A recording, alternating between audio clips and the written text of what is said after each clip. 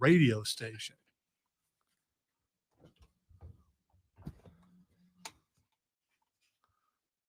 And here.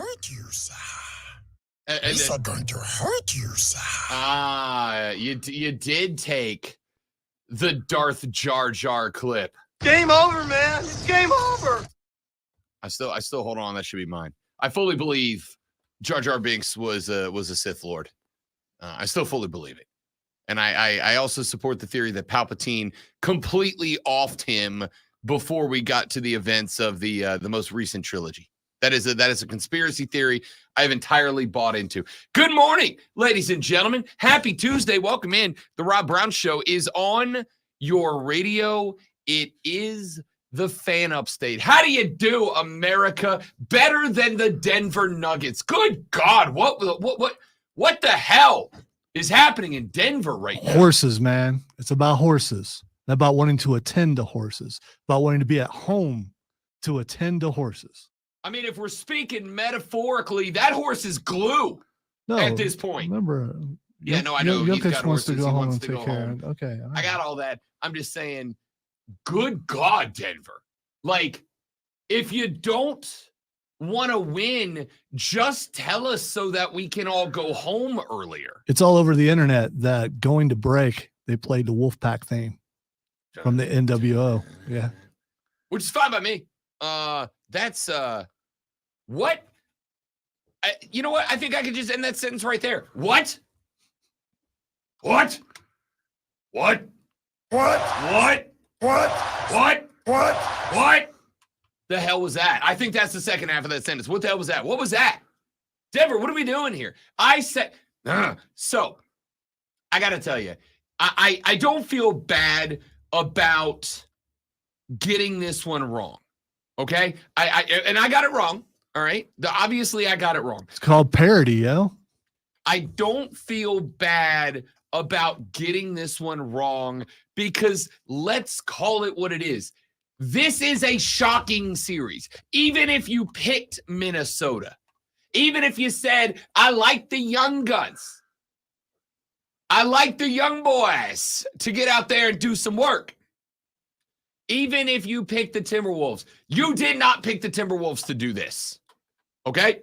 And if you tell me you did, I'm calling you a liar. There is no one outside of one of those clowns that gets the preemptive championship tattoo before his team even makes the playoffs that believe the Wolves, we're not just going to take 2 out of 2 on the road against Denver, but we're going to slap the taste out of the mouth of the Nuggets. See, I don't know if you knew this or not, but we're worldwide on the Odyssey app. So someone in Minnesota, a lot of people in Minnesota probably think that this was going to happen.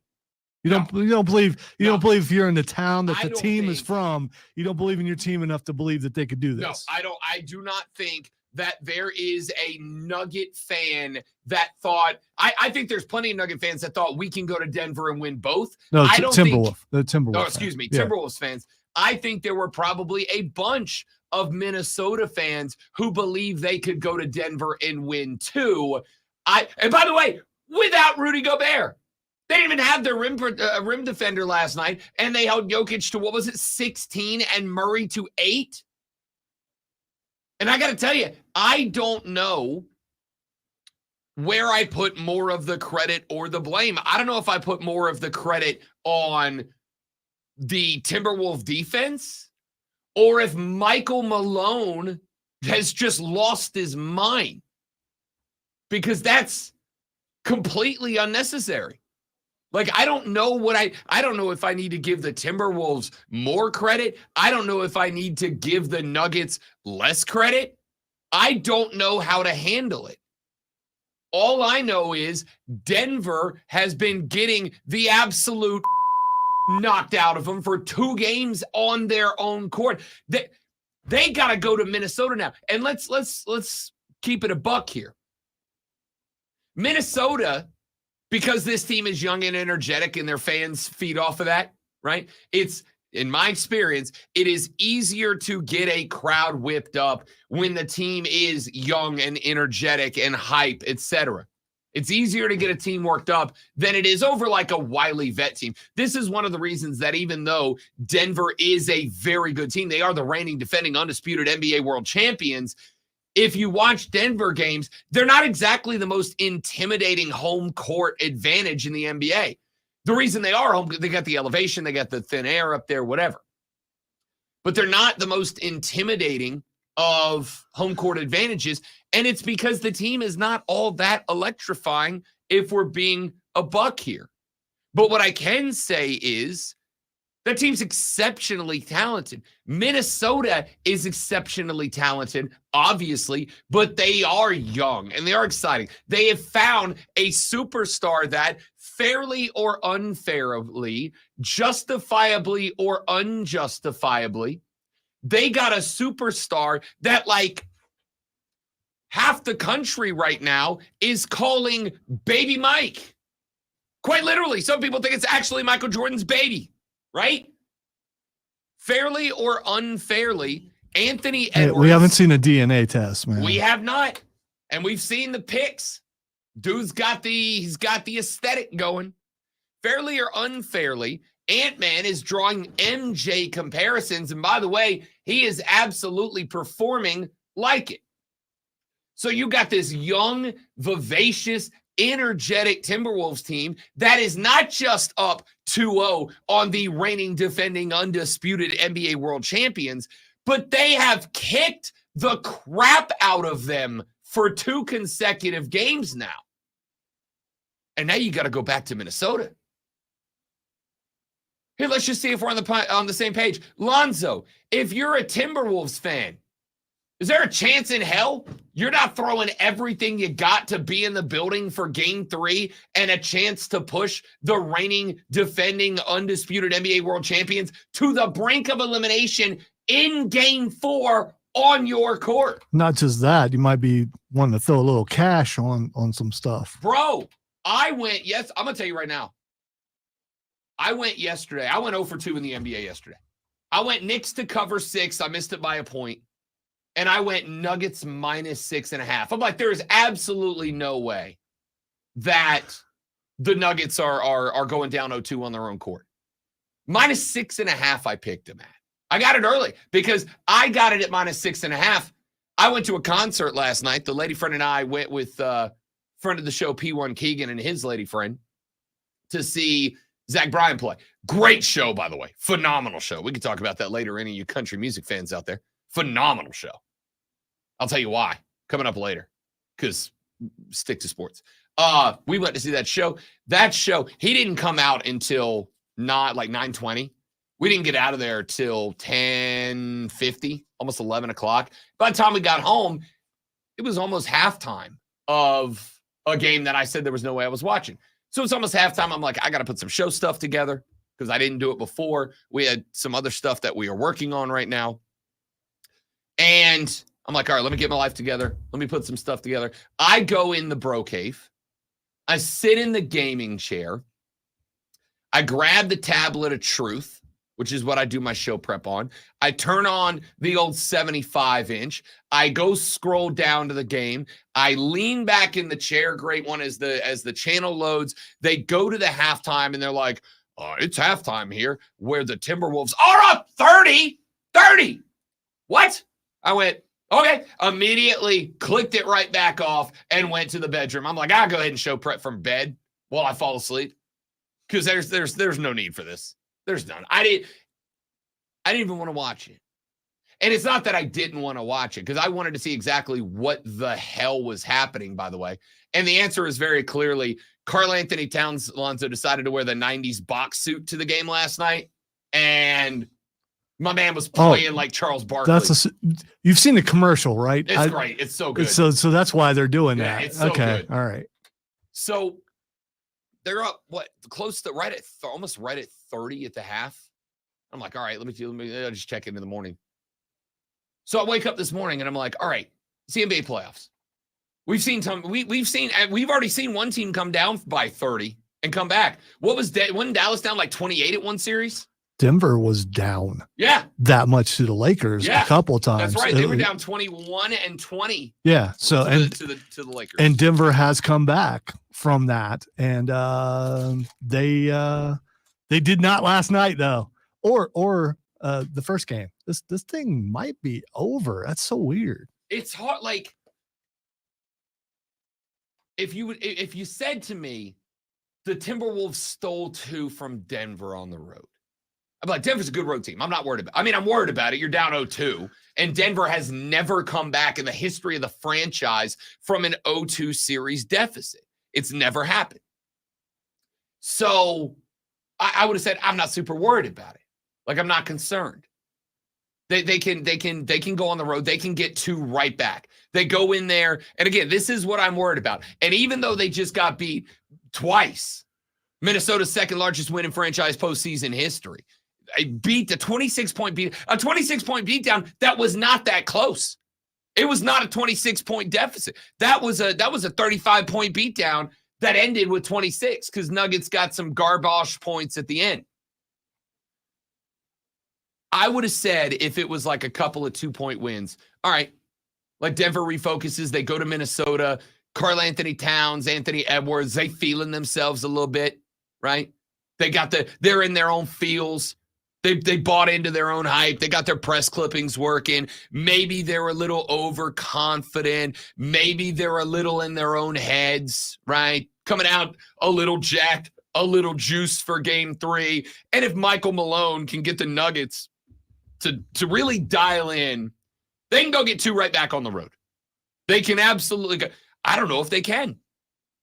Because this Minnesota team last night, by the time we got into the third quarter, I went back and I watched a bunch of highlights. I watched extended highlights this morning and lowlights, I guess. I went back and watched extended highlights. So depending on what team you're rooting for. Oh, predominantly lowlights for Denver.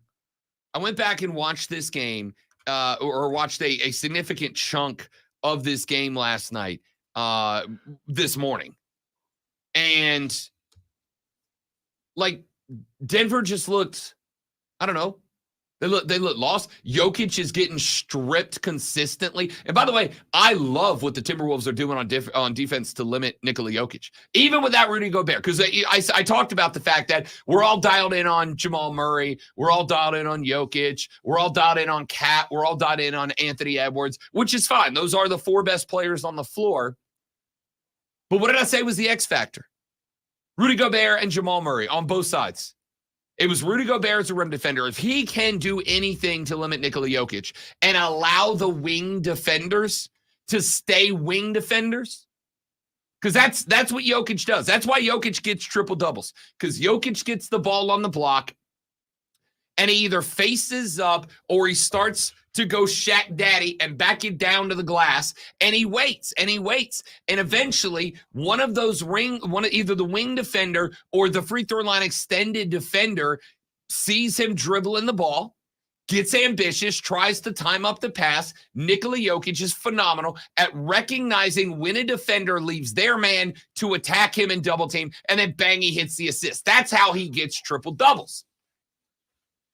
So what are the Timberwolves doing that's different? Not much. They're just bringing the backside wing defender. They're not attacking where Jokic is. They're attacking the opposite side, and they're stripping the basketball from him. So that happened 2 or 3 times just in the highlights last night. They're dropping back. They're playing their wing defense, and if Jokic squares up, they bring the guy from the backside, wraps around, and tips the ball. And if he goes back down to the basket, right, puts his back to the defender, then they run somebody from the free throw line into the paint and around him. It's incredible. They are looking at and going, he can't throw. Let's be clear. Nikola Jokic can throw assist anywhere. He can throw assist anywhere, okay? He's a wildly talented big man with a very good eye for assist. He gives out the helpers constantly. But it's hard to do it. It's hard to throw a basketball that way when you're looking that way. I don't care how good you are. Nobody's got a rear view mirror on their face to be able to know. Some guys got that certain something, that grid that they know I can back over the back, around the head, behind the back, whatever. They got that something about them. And Jokic has that.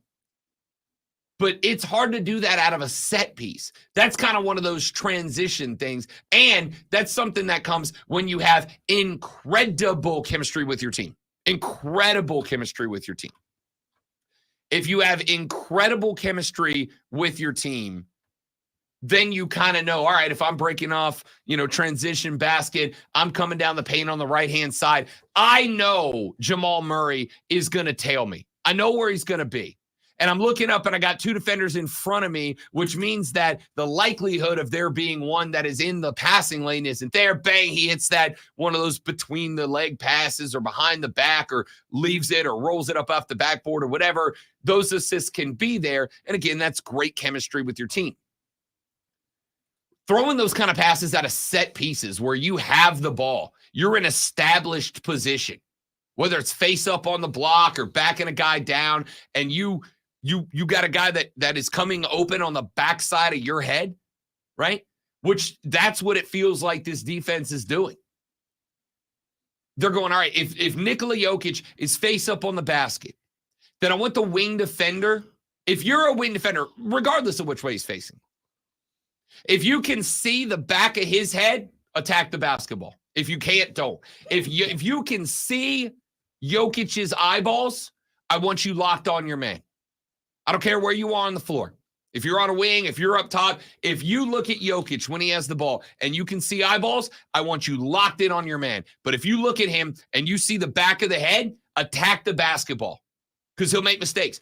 And that's what he's doing. And I think last night, especially because Jamal Murray was bad last night, because Jamal Murray removed himself from the game last night, I think that the Timberwolves took advantage of that, and I think the Nuggets are like, they were leaning on Jokic. Hey, Jokic, we need you to be the greatest on planet Earth right now to win. They can't do that. The Nuggets know he is, but you cannot, Jamal Murray, play as if Nikola Jokic can do it by himself. Jalen Brunson can do it by himself. Nikola Jokic can't, as good as he is, cannot do it by himself. That being said, God, they were bad last night, and the Timberwolves were real good. We're going to talk a lot more NBA on the show today. Jacob in the Berg says, here in the Rob Brown opening intro for the first time since the 9 to noon. Let's go! You got it, big dog. Glad to have you along for the ride. Glad to have you all around for the ride. Along for the what? Along for the ride. I'm struggling today. The Rob Brown Show. Hour number 1 underway here on the Fan Upstate.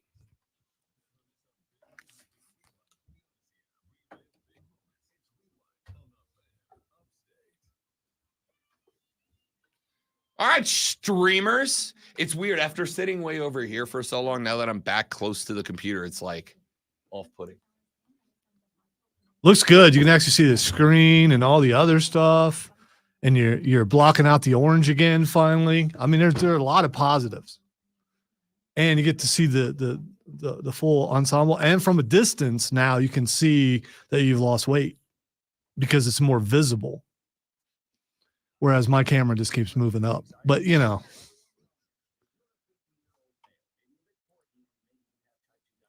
not gonna lie. I have not had a monster. Yeah, I'm worried. A while. Yeah, I'm a little worried. Daddy needs the help this AM. The first one I've had in. You've detoxed 2 weeks, and now you're going back to the sauce, man. I mean, So we have to. We have effectively today and not really tomorrow because we're on the air until 10 o'clock tomorrow, but we have to submit our award submissions by tomorrow. And so don't admit to something on the stream. I just said we have to submit them. Okay. All right. We have to submit them by tomorrow. We have a lot of fine tuning to do. Correct. Yes. And we don't play for anything less than trophies around here. And so we've got to dial into perfection, but dialing into perfection means it's going to be a long day at the office today. Not because we don't think like we've got the material. Now it's just there are parameters we got to play inside of and also put that Lonzo seal of approval on. And I'm going to tell you, the Lonzo seal of approval it's not just sprinkled out. It is earned. I am mainly by Lonzo. I'm not going to brag anymore. So, I mean, we're gonna do what we do. And I got to put in my submission for second place of Sports Broadcaster of the Year. I don't know what this commercial's for, but I love it, and whatever it is, I'm buying it. It's up on. Yeah. Okay. Well done, Geico. The two motorcycle guys pulled up in front of the old lady and the guy pulling out in their car and like gave them the this is a gang moment. And then the guy lifts up a accordion and they had an accordion battle and the motorcycle left and lost. Incredible. Yeah. I still have this weird want to ride in a sidecar. I don't know what that is. I don't know what that is. Or where that comes For from. somebody, a bore is being a with and an and. That is the ultimate sidekick. Oh no, thing. it is. The ultimate It is, sidekick and thing. I ain't fitting in one of those things. But I think it's a kid thing. I think maybe I saw a bunch of shows with those sidecar things. Yeah, but like at this point, don't you go, I'll leave it to the kids? Oh no, now I'll I let them have think this. of how funny it would be. Just squeezing me in there would be pretty funny. If I'm in there, that thing ain't going up on two wheels like that. Unless Fat Boy's riding a motorcycle, which he could be. Now I want Fat Boy riding a motorcycle and me on the sidecar. That would be awesome. Guaranteed 1 million views. Guaranteed. That's a weird thing to come out of your mouth. Okay. Which way? Yeah. Like, For those of you like not I'm watching, normal. Yeah. For those of you not watching the stream, which you can do at facebook.com/thefanupstate, twitter.com/thefanupstate, the Fan Upstate, or the Rob Brown Show on YouTube and the Rob Brown Show on Twitch. For those of you not watching the stream, or who have never joined us on the stream, in which case we would love for you to join us on the stream. Like if you got an office job, right? If you got a desk job, especially if you got a desk job where you've got an extra computer monitor that you don't do anything with, go to the stream, pull us up, throw us on there, and we'll keep you company for 4 hours every weekday morning, except the ones where we don't want to, which is very rare. Pull us up, throw us on your extra computer, or up on your TV. You can get us on your smart TV too.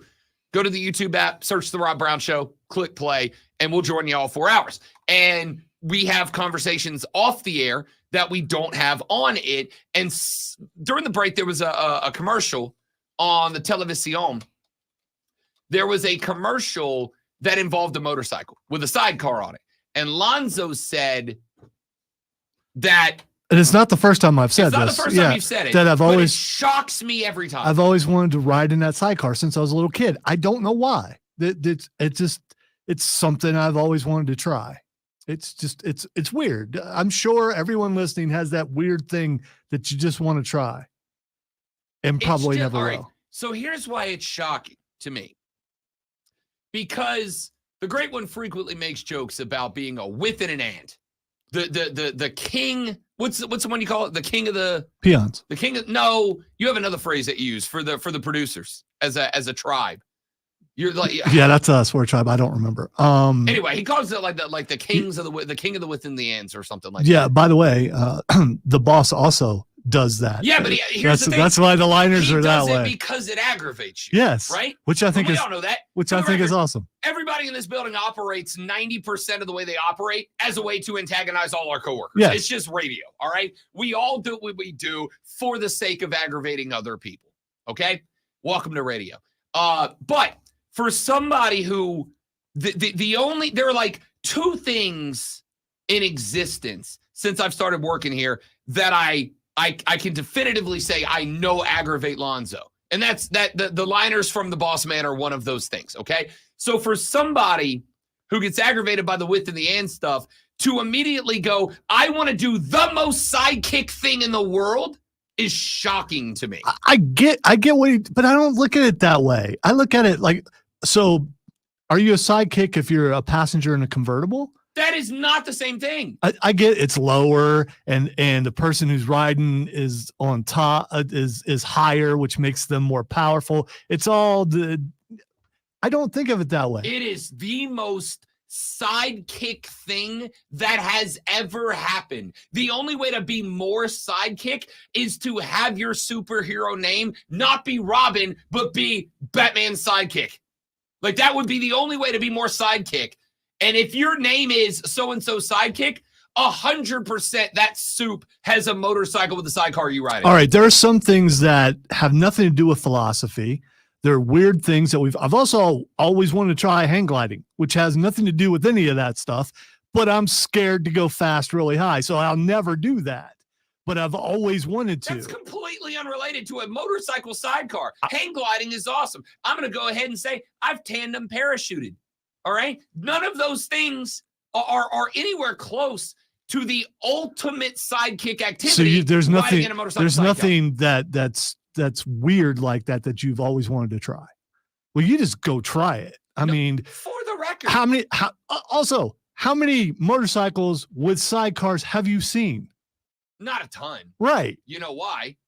Because nobody wants to ride in a sidecar as a sidekick. Not in 2024. I don't think you're a sidekick in the sidecar. There is nothing more sidekick than a sidecar. It could be a cheap limo service. I mean, it could be Uber. Would you Uber in a sidecar? No. Oh, I would. I would not. I would. I think that would be awesome. Listen, it is one thing. Like it is a completely different thing to ride in any seat of a car that's not the driver's seat.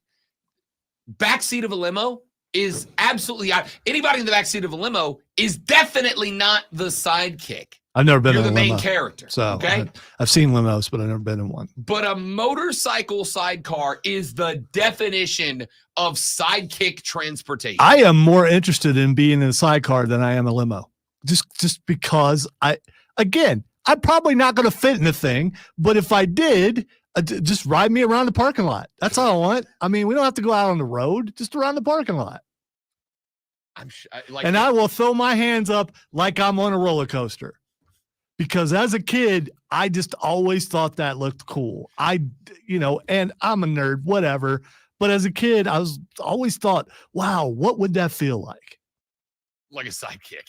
See, I think you can actually do something for the joy and not put any philosophy or psychology or I'm being demeaned by being in here. No. You're missing the point. It is not that it's a sidekick activity. It's that from you, it is the most shocking thing.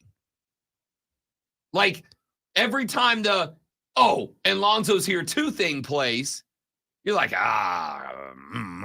boss man.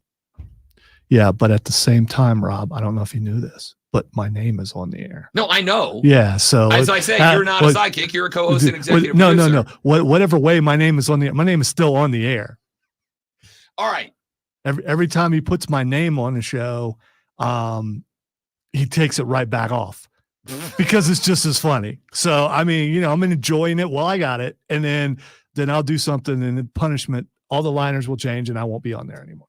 All right, let's get back to some basketball. Real quick note on this one. We will talk about this more extensively later on in the show. Victor Wembanyama, not just named NBA's Rookie of the Year last night, consensus, unanimous, and absolutely completely expected NBA Rookie of the Year. All 99 first-place votes went to Victor Wembanyama. Chet Holmgren of the Thunder, the number 2 pick in the 2022 draft, got 98 of 99 second-place votes. He did not get all 99 second place because one of them went to the third-place Rookie of the Year, Brandon Miller, who, of course, belongs to the Charlotte Hornets, and a guy that if you've listened to the show for more than a week, have heard me get progressively more excited about as the season tailed on. Wembanyama becomes the 6th unanimous Rookie of the Year in the last 40 years. That list includes Ralph Sampson in 84, David Robinson in 90, Blake Griffin in 2011, Damian Lillard in 2013, and Big Cat Karl Anthony Towns in 2016. He is the 3rd San Antonio Spur to become the NBA MVP, joining, of course, David Robinson. And any guesses? Anybody else? Who's the other Spur Rookie of the Year? That would be Tim Duncan. Back in 1998, Wemby said, my goals were always to help my team as best I could and get better as the year went on. I knew in order to do this, I had to be individually good on the court and dominant. So it was a huge thing for me and a big thing to get. It's always been really important, and I'm glad it's finally official. Wemby averaged as a Rook across 71 games this season, 21.4, 10.6 boards, 3.9 assists, 3.6 blocks, and 1.2 steals per game. The last player to average 20, 10, 3, and 3 in a single season. Rob Brown home edition pop quiz. Who was the last player to average 20, 10, 3, and 3 in a single season? I'll give you a hint. Won the MVP that year? It was 99-2000. Any guesses? Any shots in the dark? Last player to average 20, 10, 3, and 3 in a single season won the MVP in the 99-2000 series. Do not overthink this. LeBron. No. This was 99. LeBron wasn't in the league. We was in middle Michael school Jordan. Still. Nope. Think bigger.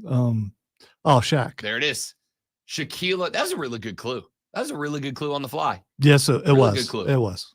Shaquille O'Neal did it in 99-2000. Wemby becomes only the second rookie in NBA history to lead the league in blocks, since blocks were officially recorded as a stat the first time in 73-74, joining Manute Bol, who accomplished that feat in 85-86. Wemby is the first rookie to record 250 blocks in a season since Alonzo Mourning and Shaq Daddy both did it back in 92-93. The 4.5 blocks per game Wembanyama averaged after the All-Star break were the most by any player after the break since the greatest blocker of all time, Dikembe Mutombo. No, not today. That's still one of my favorite commercials of all time. Mutombo just swatting random household items from normal everyday Americans is something that I fell in love And with. the thing is, I think that got over because of the commercial more so than him playing, because everyone was doing that in all sports eventually. It did. Mutombo's finger wag was great back in the day. Like, it is the finger wag the most disrespectful thing that's ever been done in the NBA? I think it is. Like, the only thing more disrespectful is dunking over a dude while grabbing his head. That's the only thing more disrespectful than Mutombo just because it's not even like this is. It's so I don't know. It's so infantilizing, right? Like, it's like treating the finger wags like treating you like a toddler. No, not my house. Mutombo's finger wag was the best. Wembanyama was a freak this year, man. And I mean that in the best possible way. Wemby was a freak. If you didn't watch Victor Wembanyama play this year, I'm going to go ahead and guarantee you're going to watch him play next year. I'm going to guarantee it. A year under his belt, a top 10 pick for the Spurs, and a lot of money to play with next year. Oh, and Pops ain't going nowhere because he knows what he's got in this kid. He's not going to play as dominant like Tim Duncan did. He's not going to play that power forward role. But if my dude is getting 2.5 steals and 3 blocks a game, those numbers are going to be good next year, even now that the league does know about him. Congrats, Victor Wembanyama, on the Rookie of the Year, unanimous Rookie of the Year celebration. Let's take a break, come back. We'll talk some more NBA. We got some hockey we got to get into, a little college football down the stretch. Going to be a busy day on the Rob Brown Show in the Fan Upstate. I don't know that we can do anything about it, but I've been told a couple of times that the difference in volume between your mic and mine on the stream is dramatic. Is this a current thing or is this so like now, like today? So I don't know what would have changed, if anything. Your mic is dramatically louder than mine, is what I'm being told. I wonder if someone has changed the settings. Yeah, but that wouldn't. It wouldn't impact the No, stream. it Our wouldn't. settings wouldn't It do anything wouldn't. for us. My mic levels are not louder. So my first thought was them changing the processor, but if it's only happened today, has it been multiple people saying that or just one? I've got 2 so far.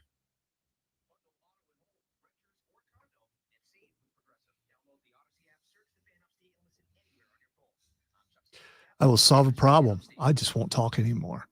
Then they don't have to. Then they don't have to worry about it. Knock it off, sidecar. No. Other than that, I don't know how to fix that. I don't either. Yeah, I'm not saying there's anything we can do. I mean, Chris is here. We could ask him, but I don't know. Then he might experiment. Let me check the stream. Do we want him to experiment? I don't know. And the sidecar thing, I never thought about it being a sidekick thing. I also don't know. The sidecar thing, I never thought about a sidekick. That sounds about the same. Yeah. But I also got to right on the mic. What if I'm doing it in my normal speaking voice? See, that's the thing. You because you've changed the camera, you've also changed where your mic placement is. And that may have something to do with it. I don't think I had. I was because when I was over here, I was putting it here. I mean, I guess I'm a touch closer, but not that much. I'm trying to keep it out of the camera frame, which is why I really wanted to switch to that one so that this isn't here. Because if I You mean you don't want the station logo on the thing? If I put this Because one here, not only do you get a better station logo, but the arm of the mic is in between me and the camera. you're also not talking into the microphone. But If I put it here, I can get closer to this no, one. Without you're talking across it, not into it. I don't know how the other mics you could do I that. talk across this one. Yeah, I know. I think. They're Do I? but I don't know. the stream sound and the on-air sound are different. We can control the on-air sound a lot easier is what I mean than the stream sound.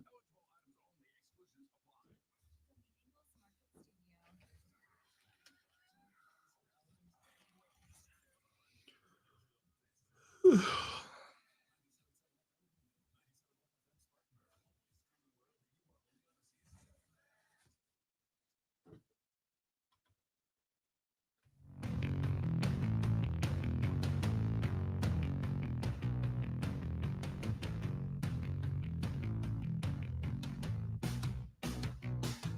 few final thoughts on last night's demolition job of the Denver Nuggets.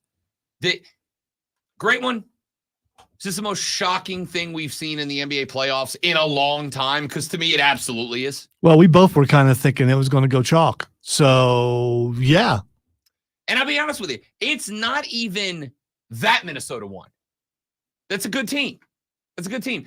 It's how Minnesota's winning. I mean, the Lakers losing, not a surprise. Not a surprise. Golden State, not a surprise. surprise because, I mean, they were 7th and 8th for a reason. Yeah.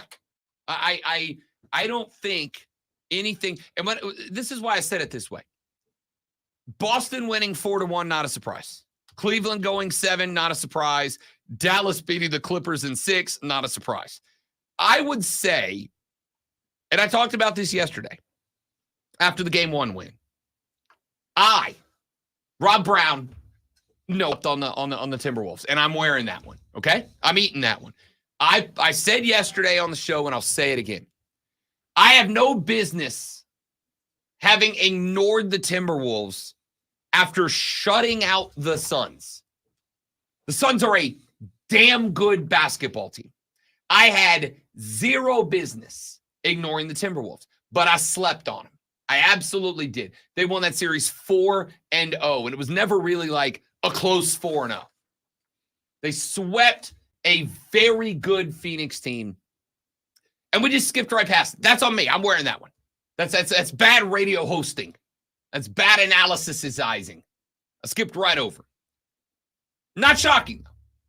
Like I thought Minnesota would win that series. I said unless D-Book has multiple 30-point games, and that's on the Suns to facilitate that.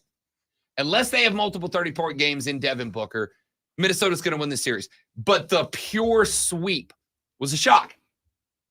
Nuggets over the Lakers, not a shock. Celtics over the Heat, not a shock. Cavs over the Magic in 7, not a shock. Honestly, Pacers, Bucks, not a shock with Giannis Antetokounmpo out, and especially less shocking when Dame Lillard had to miss a clutch game. So not shocking they won, not shocking you went 4-2. Knicks, Sixers. Not shocking the Knicks beat the Sixers. I also wouldn't have been shocked if the Sixers beat the Knicks. Not a shocking result. It is not just that this is through the first round of the NBA playoffs. Because again, Pacers, Bucks, not a shock. Knicks, Sixers, not a shock. It is not that the Timberwolves being up 2-0 on Denver, not just being up 2-0 on Denver, but kicking the bleep out of Denver twice to go up 2-0 is shocking in this NBA playoffs. Great one. This is the most shocking thing, like, in recent memory in the NBA playoffs. I am struggling, despite the fact that a texter said, I guess it's a surprise because Denver is the defending champ, but the Timberwolves were almost the 1 seed. And you're right. Oklahoma City, Denver, and Minnesota were all within, what, like a game of each other for the 1 seed, 2 seed, 3 seed? But you're acting like this thing is over. So you think this thing is over? What have you seen in games 1 and I'm not going to say it's over because it is Denver, okay? But I have been leaning on, and I may have, like, I want you to know, and this is not joking. This is where I was this morning when I was finalizing the show prep, when I was finalizing my thoughts here.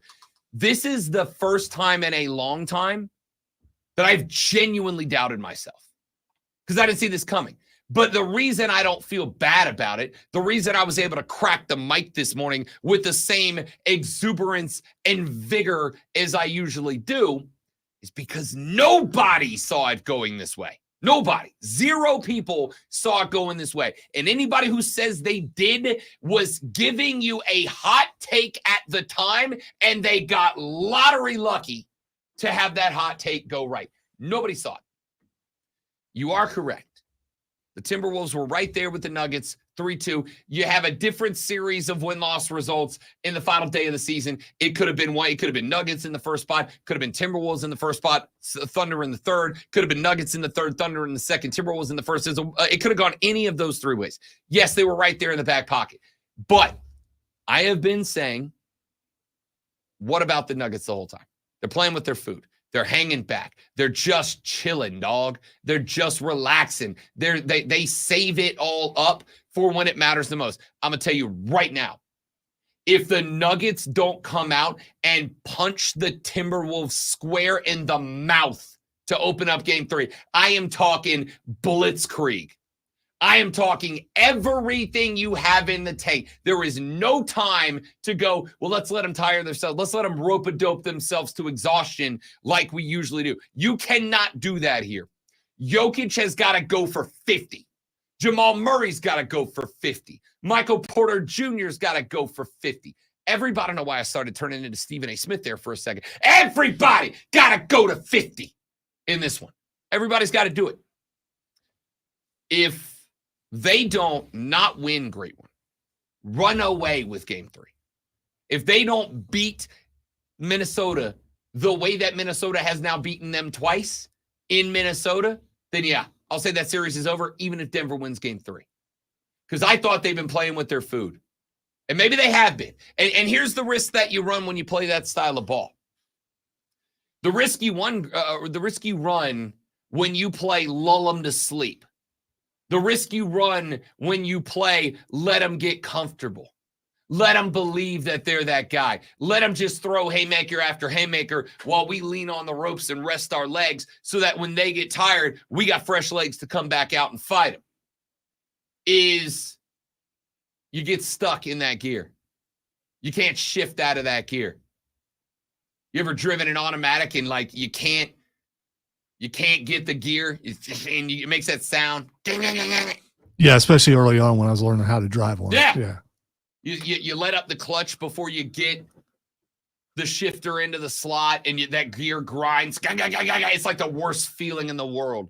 Because you also know you're screwing the damn car up. Right? Well, and it's really loud and everyone's looking at you. Oh, yeah. Yeah. It's embarrassing and you're damaging the car. That's I'm wondering if that's what the Nuggets are right now. I'm wondering if they were in, because again, I'm going back to that Nuggets-Lakers series. They won that series 4-1. I genuinely believe the Nuggets were in cruise control. Like, it's a good win over a good team. The Lakers are a good team. I'm not trying to denigrate or take away from the Lakers, but they are, as Lonzo loved to point out, an older basketball team now, right? That's not this is the Timberwolves are the exact opposite. This could be just a matter of hunger. Sincerely. This is the exact The Wolves opposite. are hungry. The Lakers have a 39-year-old LeBron James playing power forward who I think is ready. And Lonzo, tell me if you agree with this take or not. I came up with this take yesterday, and I think it's a good one. I think LeBron is kind of ready to transition into his, I don't need to do it every game. I need to be here in the biggest moments, but I'm 39 and I need to be able to rest it up during the not biggest moments. And I think the point of bringing Anthony Davis to LA was for LeBron to transfer the crown to him and then become kind of a, I don't want to say a sidekick, but a guy that like you light up the LeBron signal only when you need him most, right? Like I'm trying to think of a superhero comparison there. The superhero they don't call in until it's like, oh, this is real bad now. It's like the Hulk. It's like the Hulk in the MCU. Code green. You got to have a code green to call in LeBron. And I think that's what he wanted. The problem is AD ain't that guy. AD don't have that in him. He does not want to be a face of a team. He certainly doesn't want to be the face of the most prestigious team in the NBA, whether you like it or not. I don't, but they are. Look, AD never wanted to be that guy. And so LeBron still has to be that guy. And you created this situation where you got LeBron, who I do still think wants it. I think LeBron wants another ring before he calls it. You got AD, who basically is like, I'm just here so I don't get fined. Then you got guys like D'Lo that think they are the star. And when things aren't going good, they shut it down for no reason. You built a bad roster, still ended up with a pretty decent team out of it. Then I look over at Minnesota. What's Minnesota? It's young. Karl Anthony Towns was the rookie of the year. What did we say? 2 years ago? Big cat, rookie of the year, great player. Anthony Edwards is Superman. If LeBron's Batman, Ant-Man's Superman right now. Guy is just unstoppable at this point. And then what did Minnesota do? They went and got Rudy Gobert. We don't need an offensive big man. We got Big Cat down there to play the power forward. We don't need an offensive big man. What they get? They built a rim defender in Rudy Gobert, who, by the way, just so we're clear, didn't freaking play last night.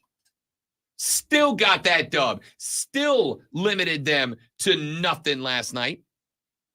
But they got a defensive big man underneath and built around that guy. Phenomenal. Then you went and you got guys like Mike Conley and McDaniels.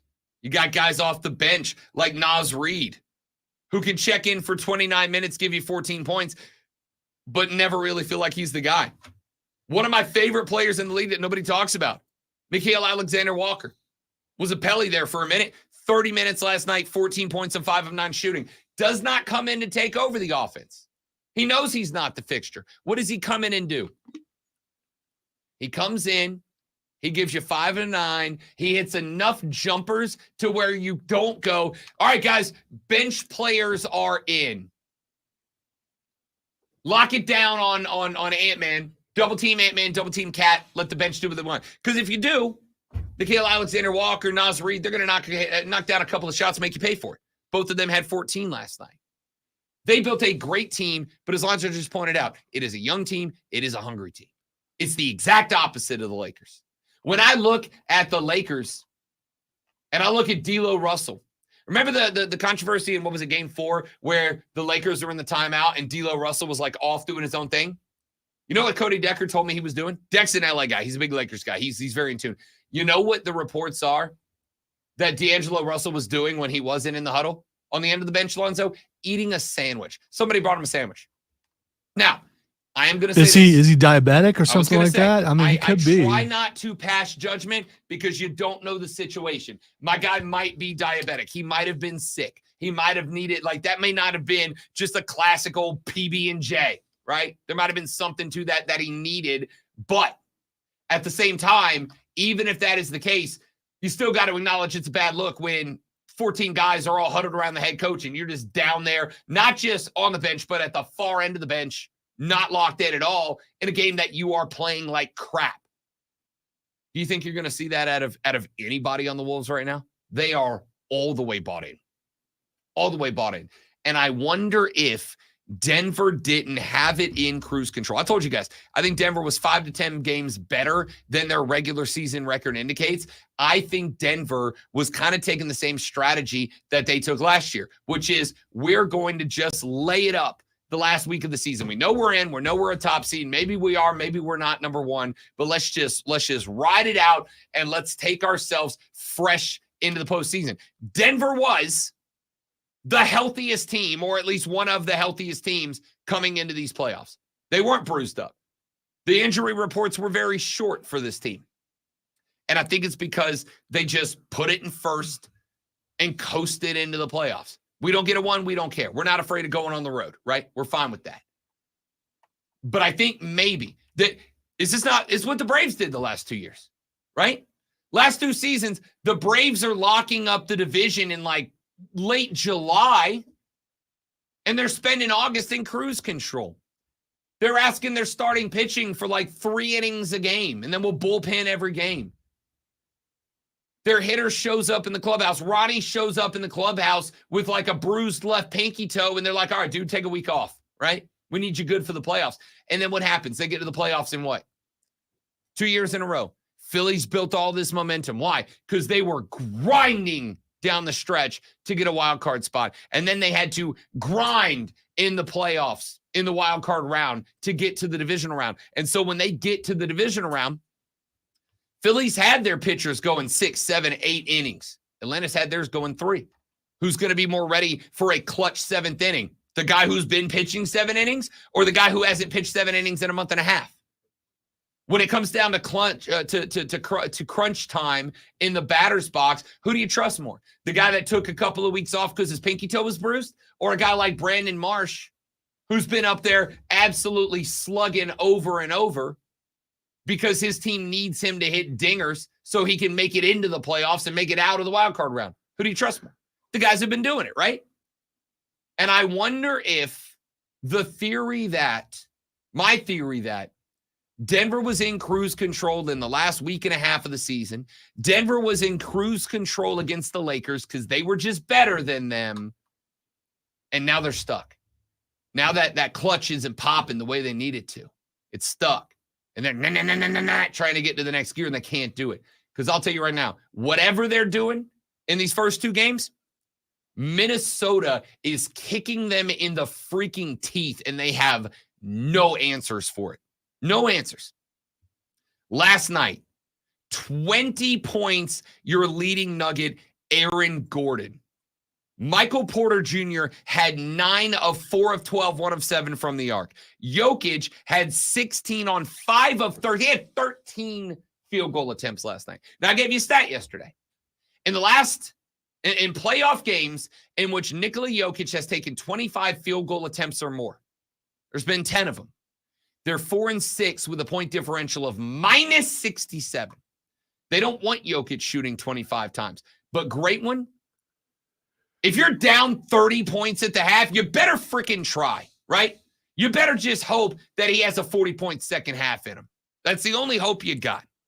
He had 16 on 5 of 13. Jamal Murray was 3 of 18 for 8 points, 0 of 4 from behind the arc. You got more points off the bench out of Justin Holiday, not Drew. Justin Holiday had more points off the bench than Jamal Murray. And just so we're clear, a lot of this has to do with a good Minnesota defense. Last night was, if this is how you watch basketball, and it is for me, last night was the best defensive basketball I have seen in, I can't tell you how long. Sincerely, I am racking my brain this morning trying to come up with when's the last time that a defensive effort made me go, that's a real good defensive effort. Because I did about that game last night. Good defensive effort combined with the fact that the Denver offense was 106-80, Timberwolves up 2-0, and they haven't just leveled out home field advantage. They straight up stolen it. We're going back to Minnesota for 2. Minnesota needs 2. That is incredible. You put it on Minnesota, or do you put it on Denver? 71307 is the text line. 71307. Start your text with FAN, F-A-N, or give us a call on the renewal by Anderson to the Carolinas fan phone, 844-326-3663. Speaking of phones, ordinarily, you got to pay 99 cents a minute to listen to a voice like this one. Wow, you're not going to stagger me with that because you don't know my history. The New York Knicks held on to home court last night with a nail-biting 121-117 win over Indiana in Game 1. Jalen Brunson dropped 42, including going 14 of 14 from the free throw line. The Pacers had a chance to tie or take the lead late, but Miles Turner was called for a moving screen with less than 20 seconds remaining. Fixing the run game is a priority for the new Panthers head coach Dave Canellis, but he's giving plenty of players the opportunity to make headlines. Carolina agreed to a contract with veteran running back Rashad Penny, and now they have not only him, they have Jonathan Brooks, they have Chuba Hubbard, they have Miles Sanders, and they have Raheem Blackshear. That's a lot of running backs. Tune in this afternoon from 3 to 7 p.m. for our brand new local show, Wire to Wire. Cole Bryson and Diesel get you up to date on the latest local and national sports news. Great guests, great debate, and a whole lot of fun, and it's all Wire to Wire.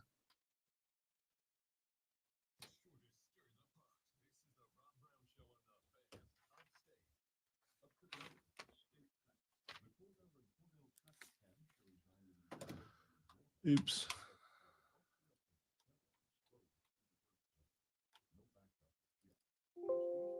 This is not an oops that you guys would know what the oops is. It's just an oops.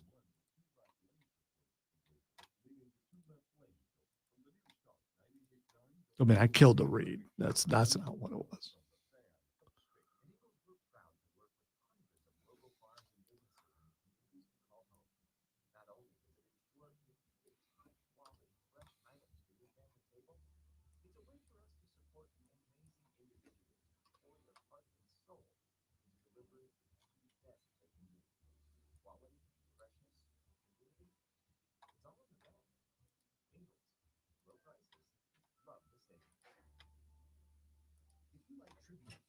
So we talked about LaMelo's tattoo last week. Anthony Davis just got a back tattoo. Do you know what he tattooed on his back? Anthony Davis. He tattooed himself on his back. I actually think that might be worse than LaMelo's tattoo. You tattooed yourself on your back? Your own face? So I don't know what the decorum or what the standard's supposed to be on a tattoo, but this way you can say, "This is me, Anthony Davis, walking away from you." And in case you don't know that it's me, Anthony Davis, walking away from you, you can see my name. You still got to look at it. You can still see my name, Anthony Davis, walking away from you. I don't know.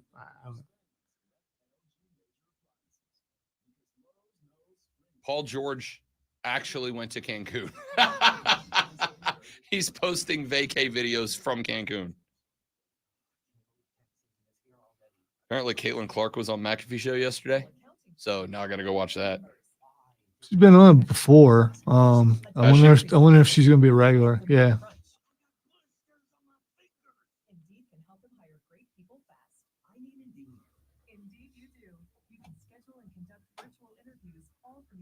Pressure's on.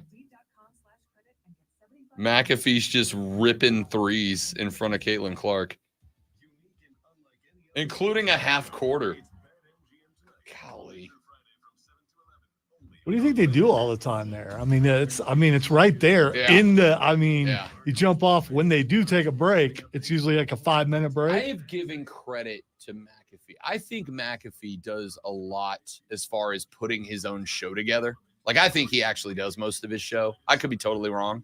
I don't know. He's got some really smart guys with him. I know he does. And includes them in the process of like, what are we getting to today? A lot of national guys, I think, have writers that give them their takes.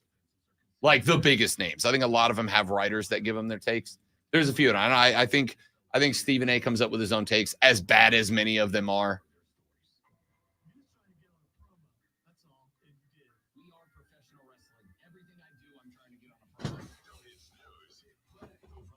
That's one of the most true things I've ever said on the radio. Oh, speaking of that, had an argument with the kids yesterday, T2 and Will. With the kids. Will. I thought you were about to tell me about your kids. Talking about the rap beef right now. I was like, dude, this is just wrestling. This is all set up. They're getting you guys. Oh no, this is for real. Really? No, okay, whatever. And Shawn Michaels reached out to them and said that if they wanted to come to NXT, There it is. he'd be a There it mediator. is. And some other wrestling people have worked it into. CM Punk worked it into his thing last night. There it It's is. all wrestling. It's funny watching people getting, well, in this case, you're getting took. You're getting took, and you're falling for it, and then you want to get angry with me because I suggest it. Not really angry. It's just, that debate thing.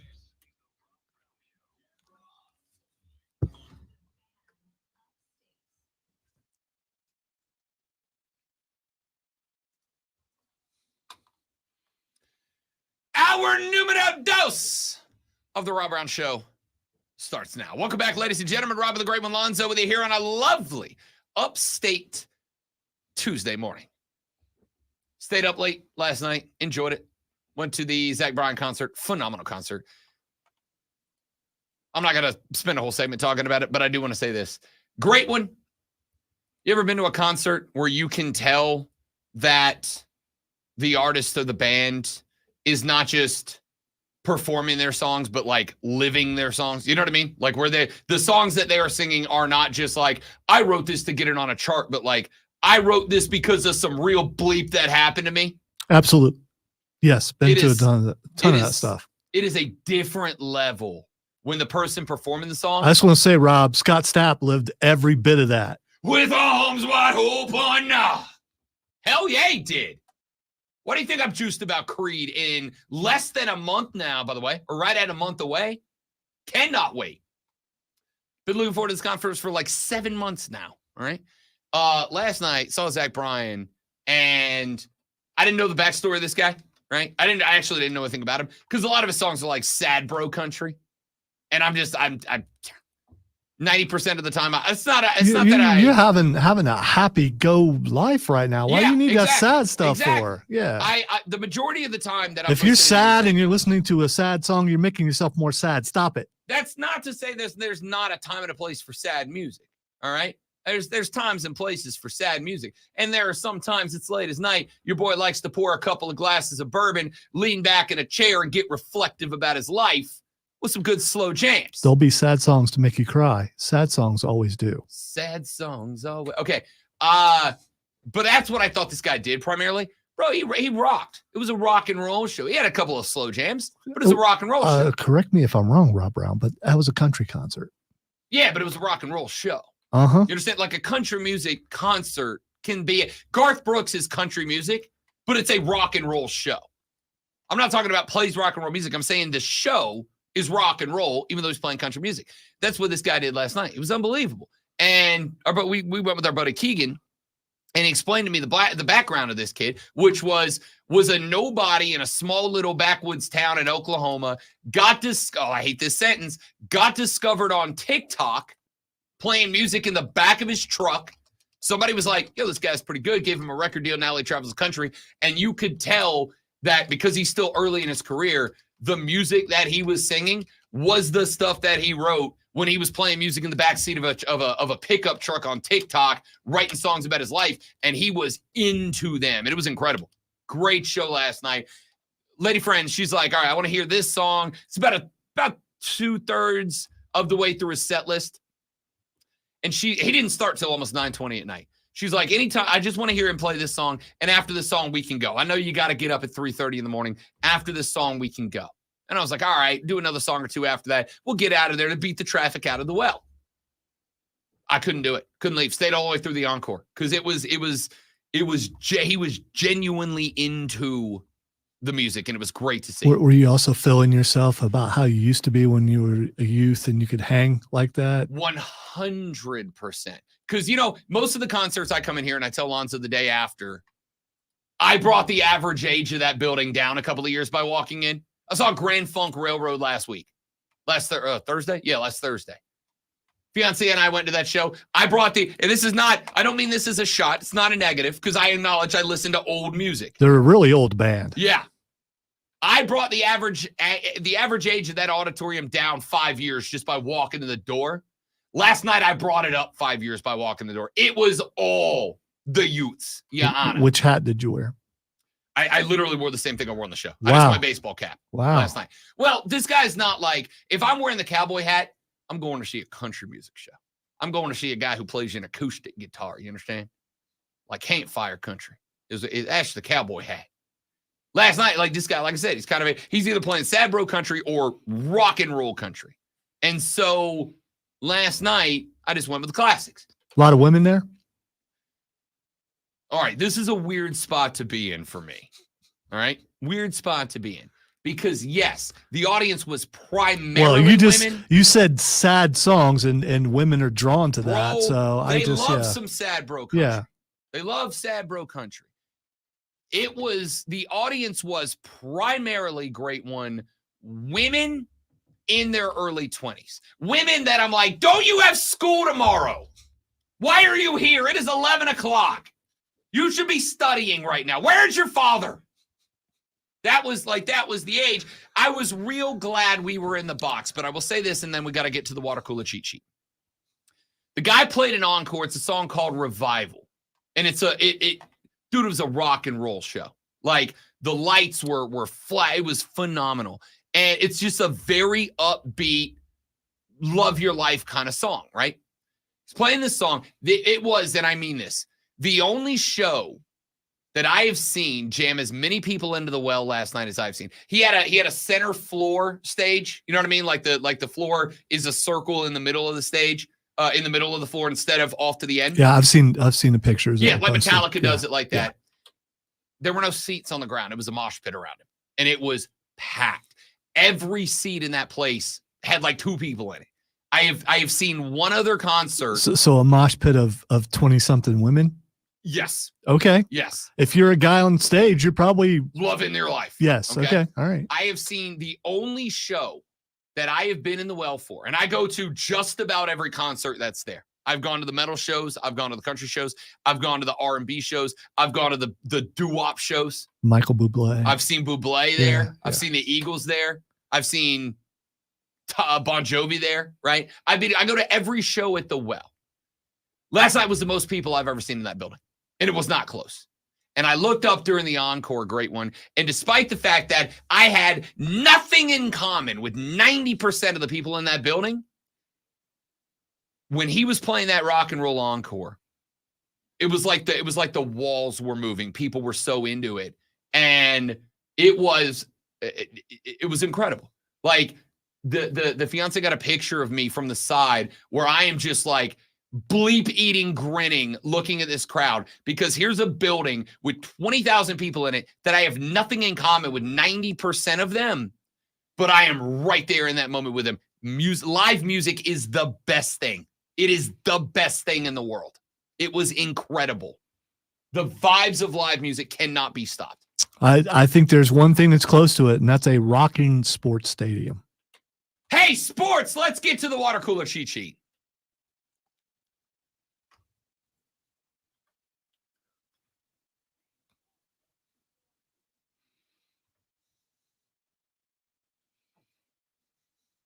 These are going to hurt you, sir.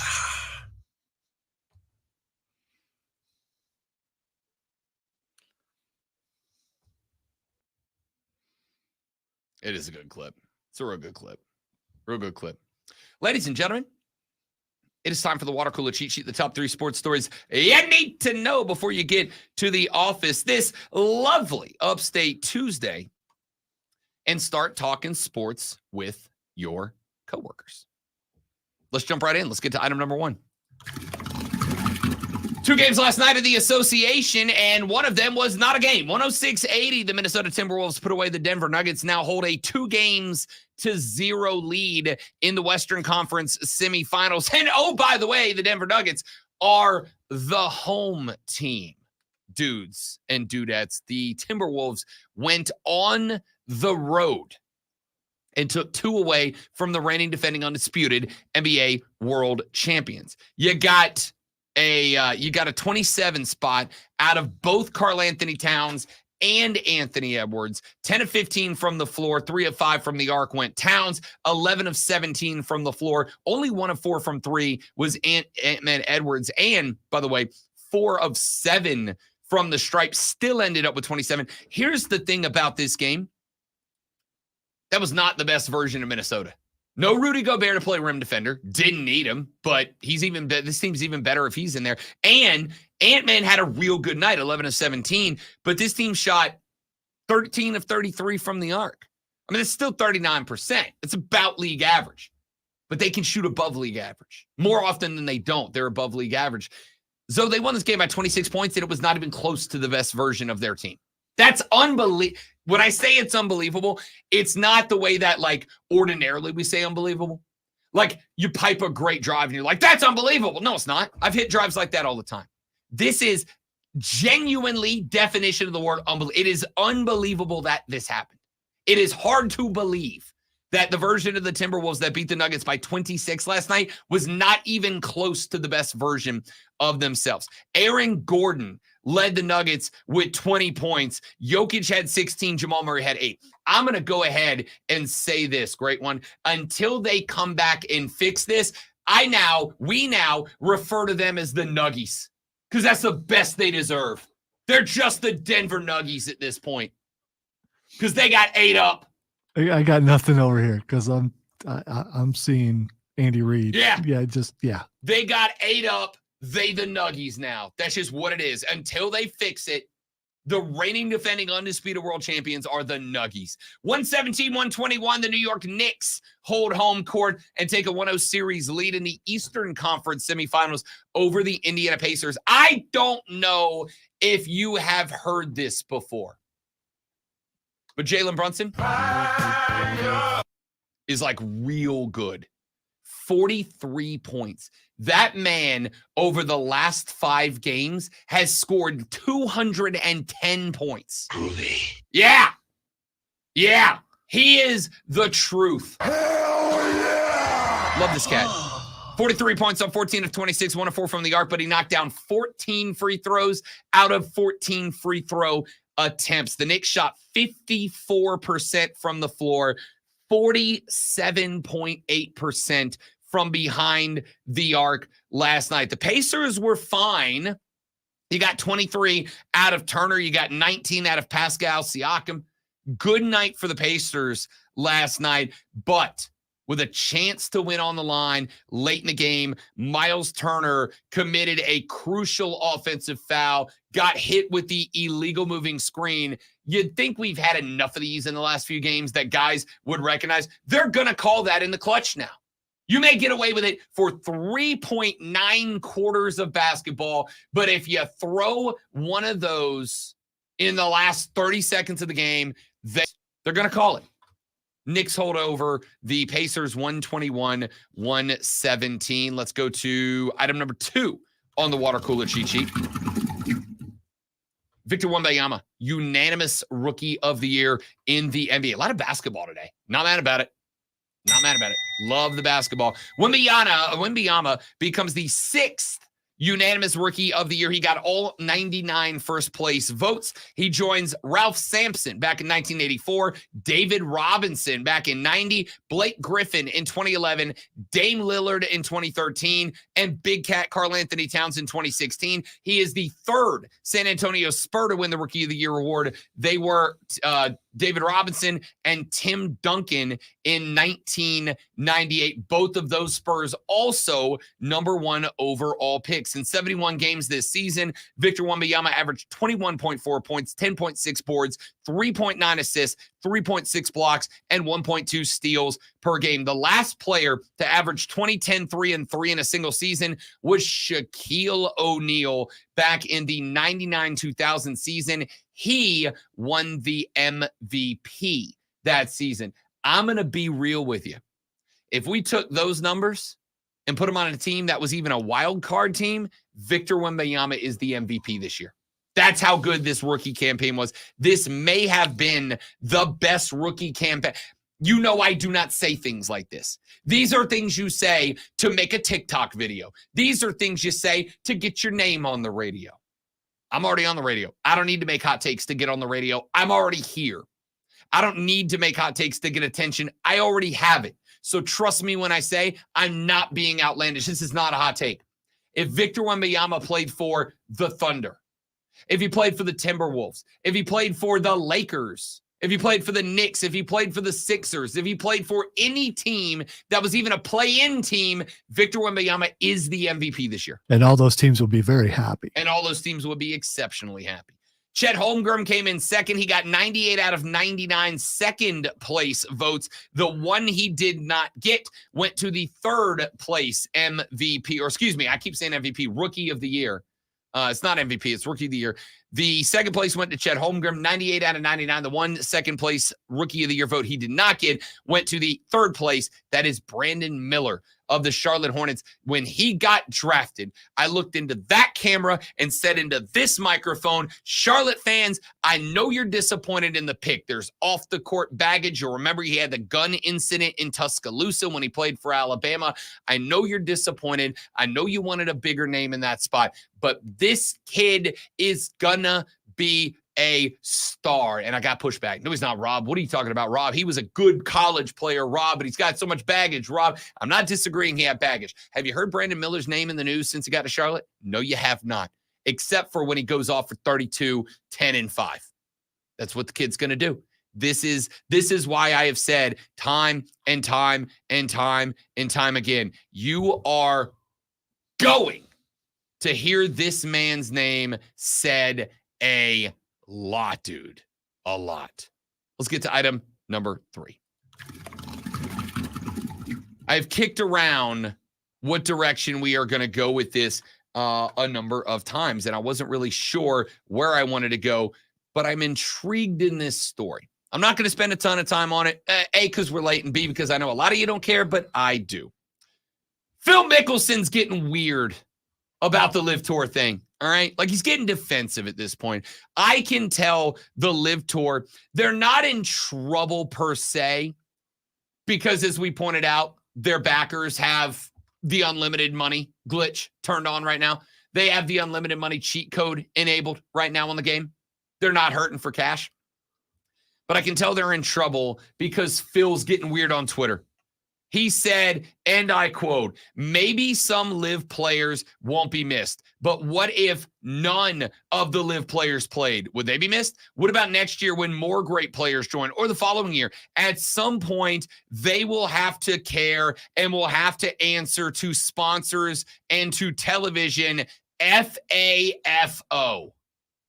You know what FAFO stands for, Alonzo? You know what that one means? I am not even going to attempt it. No. Don't worry.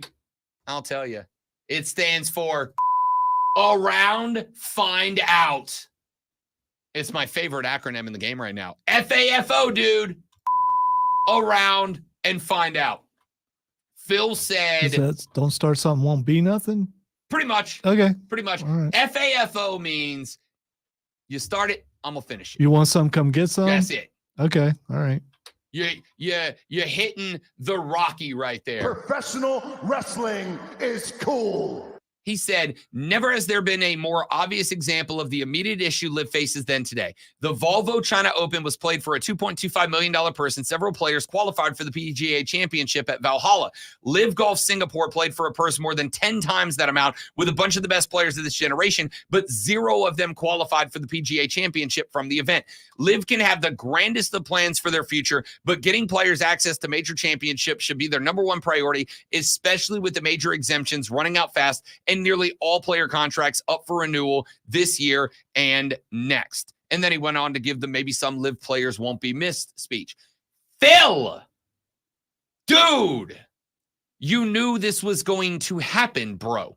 When you leave the golf organization over here, you don't get to go, no, we're leaving you. We're going to go join a competitor. We're going to go join an agency that is designed to hurt you. And even if you're trying to make good and work good now and like shake hands and kiss babies, let's be real, you're only doing it because y'all realize you got no audience, guy. You got 0 audience right now. I don't even know what channel your network plays on. I don't even know what channel your association or whatever your tour plays on. So I know what you're doing. But here's the reality. You joined a different world. You left, you went to a competitor. You don't. Could you imagine, great one? Could you imagine if I went to a different radio station across town, but then I started over there going, I can't believe the Fan Upstate doesn't run commercials for my show. Of course they don't, you jackass. You don't work there anymore. Why would they do something to promote you? Why would they let you come over, play golf against their guys, risk you beating them and taking some of the audience they have spent 1,000 years building over to a new tour? You idiot. Come on, dude. You had to know when you went, you were going to get locked out of events that the PGA Tour lives on. Obviously, you were going to. You went to a competitor. That's what happens, man. I don't get to go somewhere else and go, yeah, no, I'm leaving. I'm taking a job somewhere else. That pays me more, by the way. But what I'm going to need you to do is keep running promos for my new show on your state. No! That's a dumb thing to think, Phil. What are you doing, dude? Stop. Go over there, promote your brand, try to win people over. But you can't. We don't care. We're not interested, right? Like, this is desperation. I know I cheated on her, but she could still come over and make out with. No, you don't know. You left. You're gone. You're done, dog. Back after this on the Rob Brown Show on the Fan Upstate. QC. All right, ladies and gentlemen, a quick live read. Now we're coming right back. Do me a favor. Stay right there.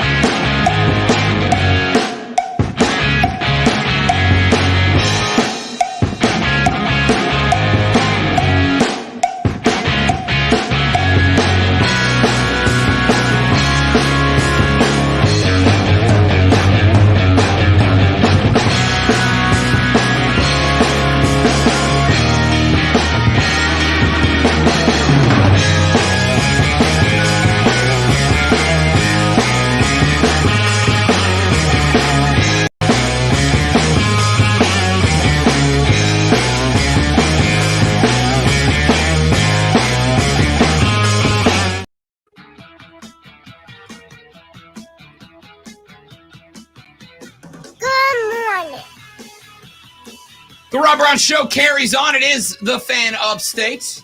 Rob Brown and the great one Lonzo with you today. Can I got to get this one off my chest for just a minute because I got a real problem with something that the New York Mets did at a game. Last week, the New York Mets had there are two theme nights that every baseball team does at least once a year that I'm a sucker for. Dollar Beer Night and Hot Dog Night. Either one of those two nights, Rob Brown is not only in attendance, but he is living his absolute best life. I love a glizzy, which is for those of you that are going, what? That's the Utes lingo for a hot dog now. I don't know why. What? Don't ask what? me. Huh? I don't know. Why do they call what is wrong with the world today? Dogs glizzies? Maybe you don't want to know. Let's see. The term glizzy is slang for a hot dog or sausage, especially one that's been grilled or cooked on a barbecue. The term comes from the Washington, D.C. hip-hop scene and has been around since the 80s. I literally have never heard it till recently. It became popular after rapper Big Pun used the term in his 2000 song, It's So Hard to Describe a Gun in his glove compartment. The term glizzy is short for Glock, and the suffix izzy is used to create words with a hip-hop sound. The term glizzy has been associated with food over time, and some TikTokers have started calling hot dogs glizzies as a tribute to Shy Glizzy, who often used the term in his music to refer to guns. Other use the term to mock or tease people who don't or who eat hot dogs. Like I said, this is a road you probably don't want to go down. If you keep going down this road, you're going to realize. Oh, I just got there. Okay. The term glizzy has multiple meanings, including firearm and, can I say the word that scientifically describes male genitalia? Is that permissible? I think you just did. You could, but you've just explained what it is. I gotta tell you, that's one of those words that I feel like I can. Yeah, you can. But even I'm like, I don't know. That's the word that I'm uncomfortable. Like, I don't know why that's the word that I'm like, I don't know if that's radio appropriate. I will say a word that our former office mate says quite often. Yeah, for sure. Like, I don't know why that's the line for me. I will say kick his ass on the radio all day, but the correct scientific name for male genitalia is where I draw a line, and I cannot right now explain to you why that is. You don't say punch him in the okay. No, I'd say punch him in the junk. Okay. Right? By the way, I don't say that either. Yeah, and again, like, it's not, let me be clear. If we're not on the air, I'll say it. I don't care. Like, we're over there in the Fortress of Nerditude, I would absolutely read the next sentence. But for some reason, when I'm on the air, like, that word is that's the line I won't cross. I'll say kick his ass all day. This is the line I won't cross. Will this deter you from using that term for a hot dog anymore?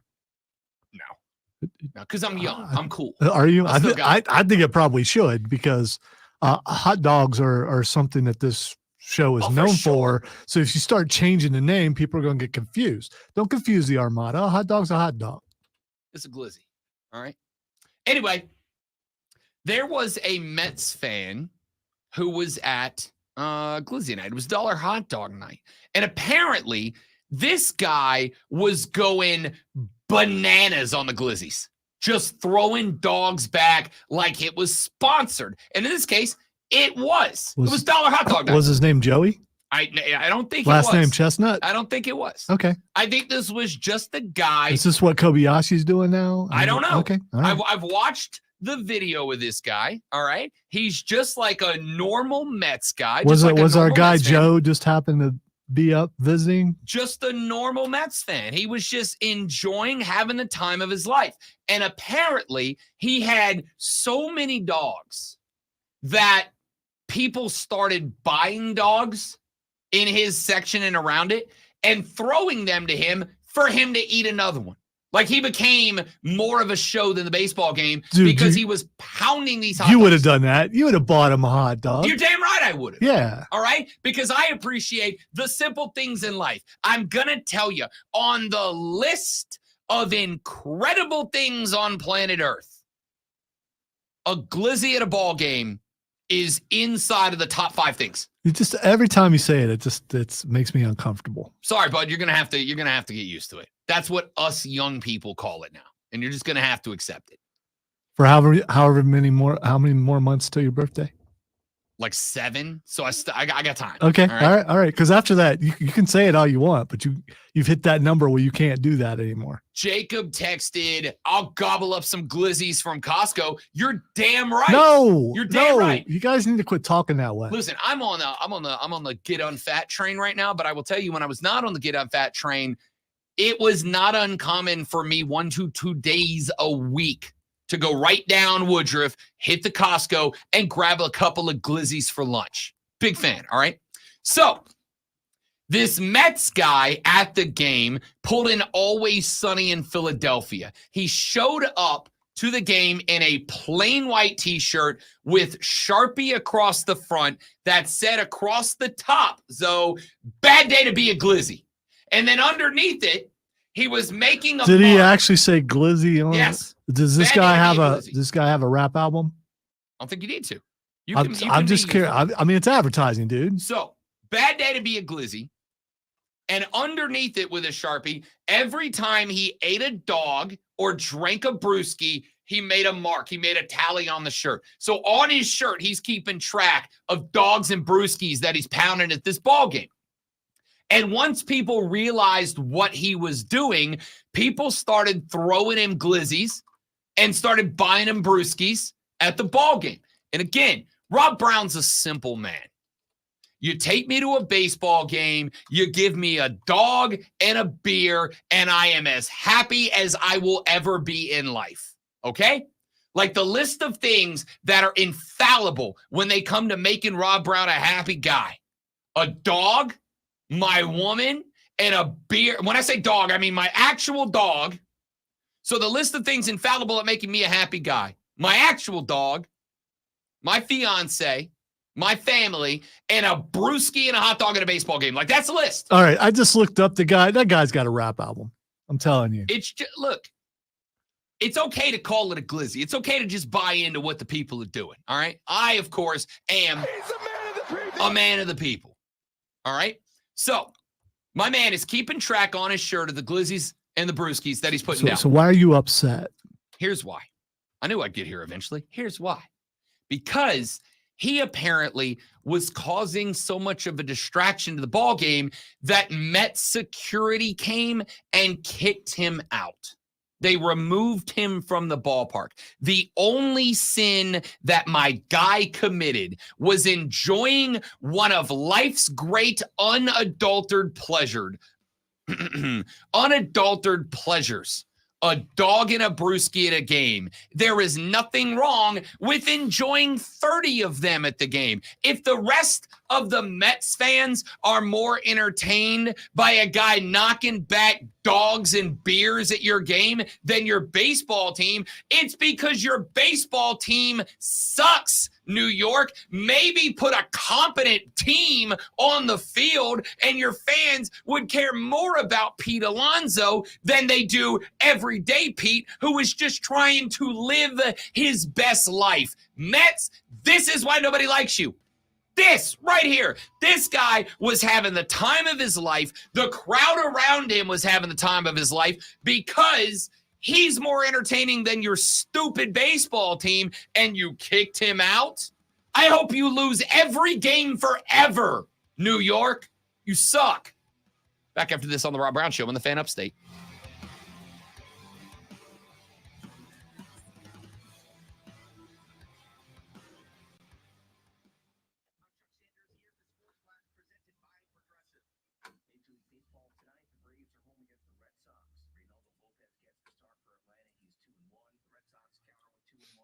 Words don't bother me much, Jacob. At least words that are acceptable on the air. But there's just something that makes me think that later on he's going to regret saying that so many times. That's all. I'm just. Did you look up the Urban Dictionary meaning of it? Yeah, that's where it came from. Okay, all right. So it is used to describe hot dogs, guns, and peni. Which I'm not sure if that's the plural of it or not. I hope when they drug him out, he was shouting, "I thought this was America." I'm sure that guy did. In fairness, I'm sure that dude probably knocked back enough brewskis that he became a nuisance. But also, let my guy live. All right? The guy was doing nothing wrong. He went there for his 15 minutes and he got it. I don't think he did. I think he went there to have a good time pounding, bruising any dogs. And I will tell you right now. Yeah, but he wrote it on his shirt. I mean, you're going there for your 15. No, I don't think you are. And I'll tell you why. I don't think everybody. Oh, he had a hot dog hat too. That's incredible. He was themed out. I think some people can still just have fun without trying to be internet famous for it, like I do all the time. My biggest problem right now is that I don't think about social media enough for the job. Like, I need to be doing it more. But like, whenever I get caught up in having a great time, I don't think, oh, I need to post this on Instagram. Like, I just am enjoying having a good time. I think this dude. You're spending your life looking through a little lens. You're not having as much joy. You're Keegan just and I not. were laughing last night because he got to, when Zach Bryan got to his like big song, like, you know, everybody's got their one song, Friends in Low Places, whatever. When he got to his big song, we look around the arena and, dude, it was hard to see the stage because every person in section 119 and the entire floor, all you saw was the back of phones lit up filming the guy.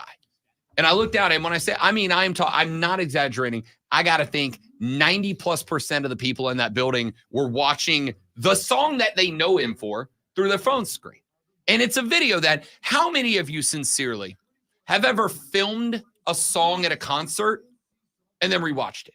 Sincerely, right? It's like filming fireworks. How many times have you gone back and watched those videos? I've got 3 or 4 from concerts that like really meant something to me, right? Like my dad got me into playing guitar. He loved the Eagles. When he bought me my first guitar, the deal was, I'm going to buy you a guitar. You have a year to learn how to play Take It Easy by the Eagles. So when I saw the Eagles play, I recorded them playing that song. I watched it a lot.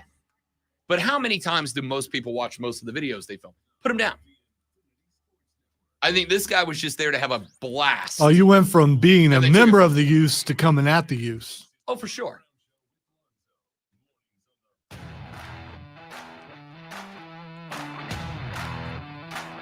I want you to know I'm genuinely heated about this. Genuinely heated about it. Not the cameras at a concert thing. I can get over that. Them kicking hot dog guy out is just, it's not okay, man. Like, it's not okay.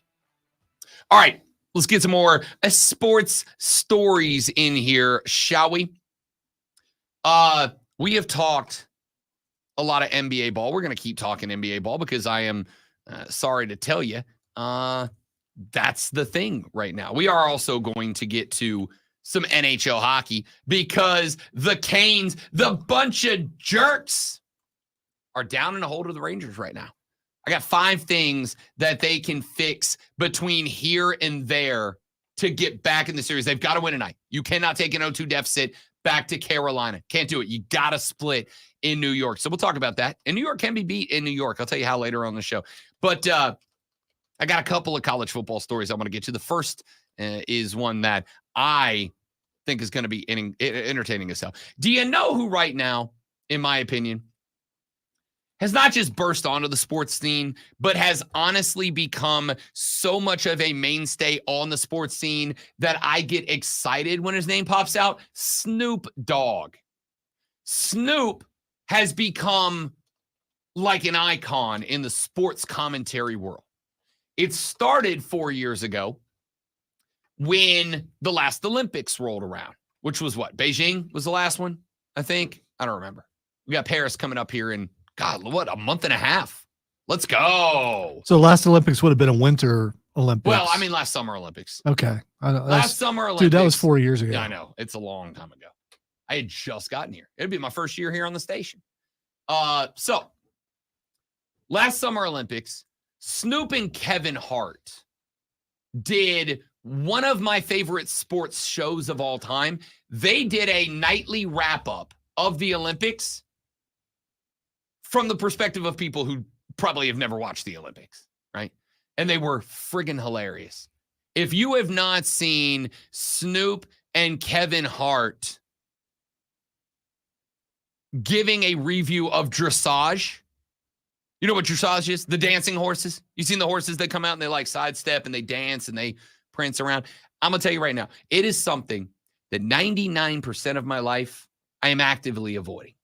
Summer Olympics roll around. Hell yeah. Let's go, American horses. We got the best horses. USA horses. USA horses. I can see you at a dressage event, all dressed up and watching and commenting on how the horses, their methods. You and, know my feelings about things the like Derby. that. Yeah. You know my feelings about the Derby. Yeah. If there was an event that if Rob was a 1%er, he should absolutely go ham on, it's the Derby. I hate the Kentucky Derby. Okay? It's the most obnoxious thing in the world to me. Yeah, I love a great party. I hate the race.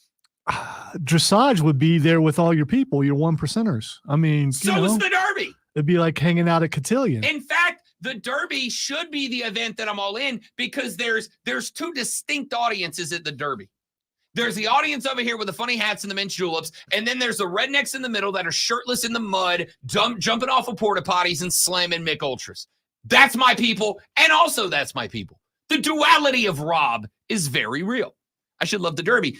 I don't. I love the party because I can go to either one of those parties and be happy. I can go to the funny hat mint julep party and have the time of my life. I can be down in the mud with my boots and my cowboy hat, shotgun and bush lights in the infield, and have the time of my life. I'm good either way. Dressage, zero interest, except every 4 years at the Olympics when America has the greatest horses. Let's go USA horses. All right. It's the only time I'm pulling for a horse is dressage in the Olympics. Anyway, if you haven't watched Snoop and Kevin Hart talk dressage, go to YouTube and look it up. Not right now. Wait till the show's over. But write it down on your notes for later to go watch these two guys called dressage because Snoop is the funniest freaking thing on the internet. Well, you're going to get a lot more of them because starting this year, the Arizona Bowl, which was previously sponsored by Barstool Sports, is now going to be known as the Gin and Juice Bowl, sponsored by Snoop Dogg. Snoop right now has introduced, as many celebrities do, like many celebrities have gotten to the point where they're all putting out their own liquor brands. Like every country music star's got their own tequila or their own whiskey, and every rock and roll star's got their own vodka or tequila or whatever.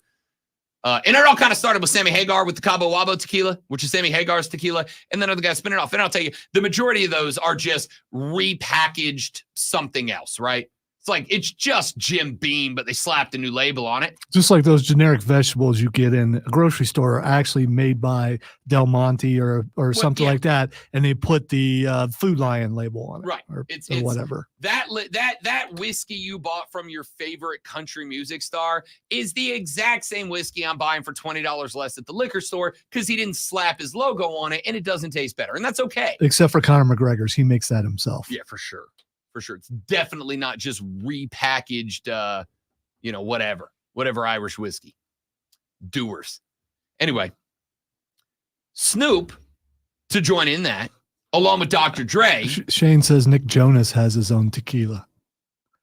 I mean, nothing says tequila like the Jonas Brothers. Like Nick Jonas. I don't drink, but, if I did, the Jonas brand would be where I would go. I'm not going to say all of them do it. The majority of celebrities literally just NIL their name to a liquor company, and they just slap a label with their face on it. Okay? They just do. I'm sorry.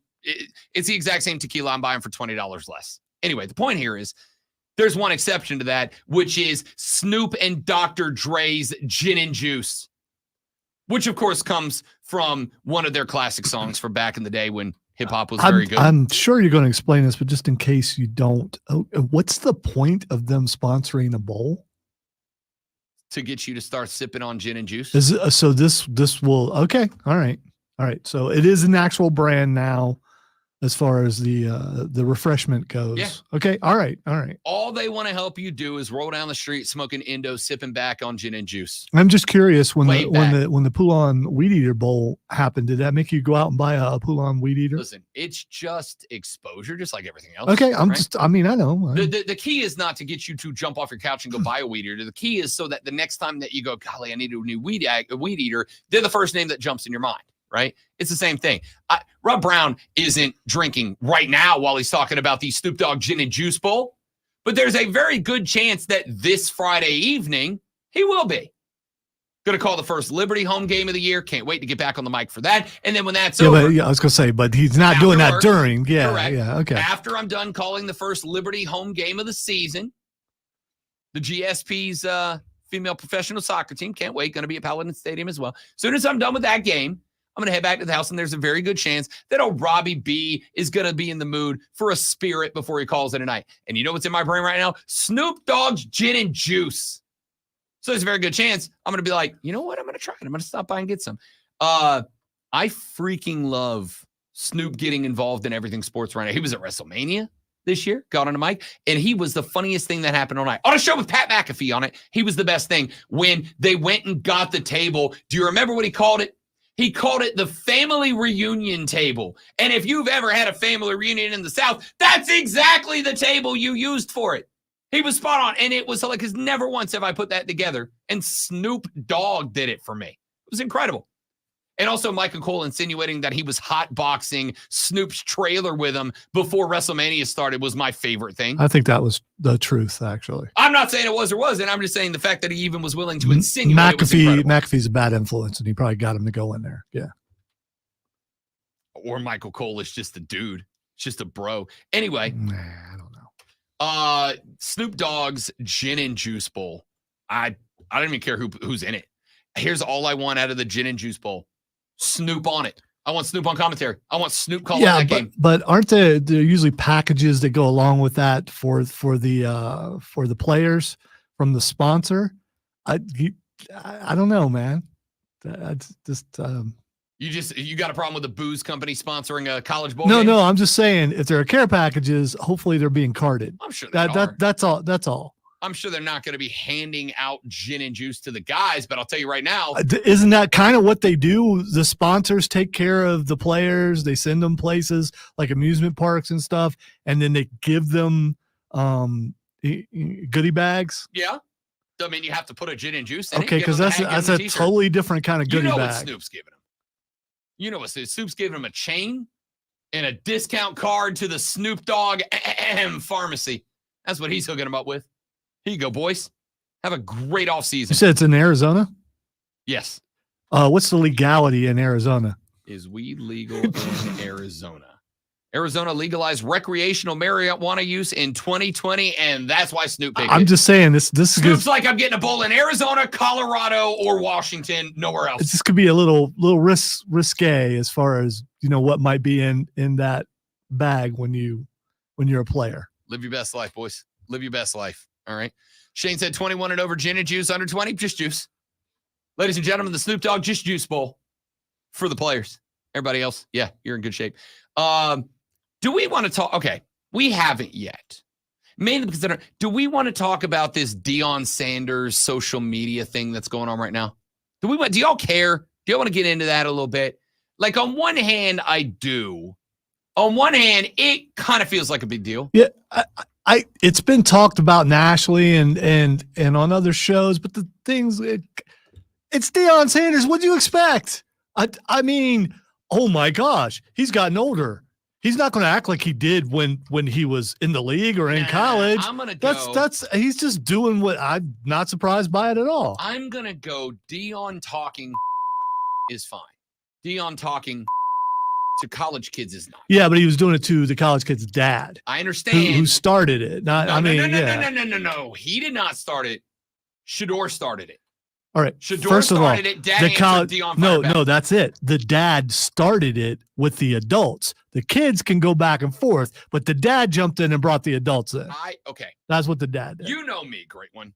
I fully am in the camp of these people ain't role models. They're people. Okay?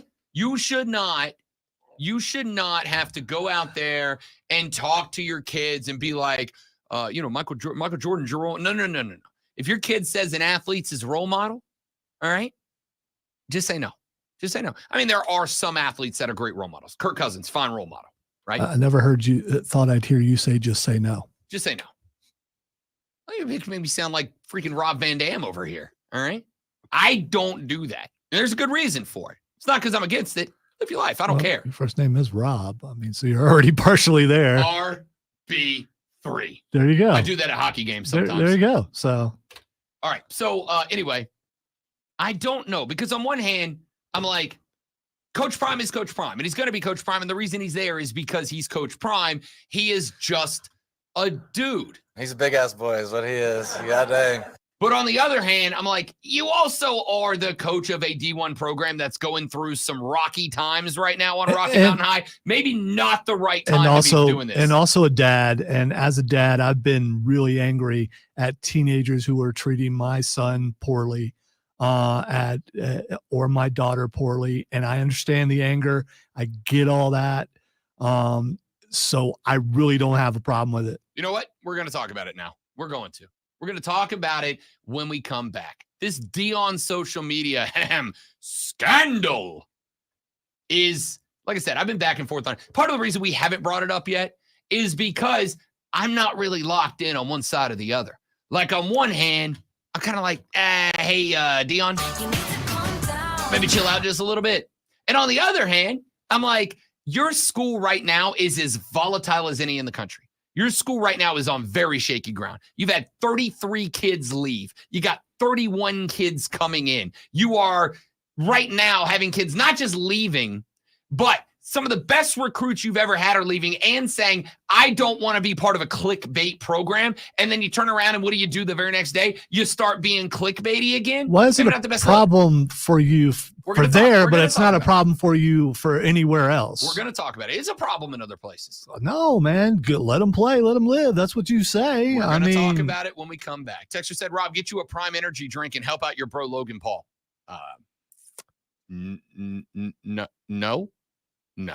No. If there are any representatives of Prime out there, I would love to speak to you. So would the salespeople downstairs to make this the Rob Brown Show brought to you by Prime Energy Drink. I think that would be an amazing thing. And we could have a refreshment stand over there like they do in WWE now. We would never be thirsty again. Remember last week when we were trying to define what sellout means? I'm willing to sell out, Prime, but you're paying me for it. All right. I'm willing to sell out. I'm willing to try it. I'm willing to say it's good, but you're paying me for it. That's it. All right. Let's take a break. We have to take a break. It's not an option. Okay. When we come back, let's get into this Dion thing because I've rocked back and forth on it. And I think I just landed on my position. So we'll do it when we come back. But before we get here and there, ladies and gentlemen, a man who generates so much buzz, we don't even have a generator attached to this building. We just hook a wire up to Lonzo. Sports Flash. It's the reason why I've been here for 24 years. Energy, baby. The Minnesota Timberwolves are for real. Speaking of energy, the T-Wolves now hold a 2-0 series lead over the defending champion Denver Nuggets after embarrassing them on their floor last night, 106-80. Karl Anthony Towns and Anthony Edwards both notched 27, and Minnesota held Nikola Jokic and Jamal Murray to 16 and 8 respectively. The New York Knicks held on the home court last night with a nail-biting 121-117 win over Indiana in Game 1. Jalen Brunson dropped 42, including going 14 of 14 from the free throw line. The Pacers had a chance to tie or take the lead late, but Miles Turner was called for a moving screen with less than 20 seconds remaining. Hey, make sure you tune in this afternoon from 3 to 7 p.m. for our brand new local show, Wire to Wire. Cole Bryson and Diesel get you up to date on the latest local and national sports news. Great guests, great debate, a whole lot of fun. It's all Wire to Wire.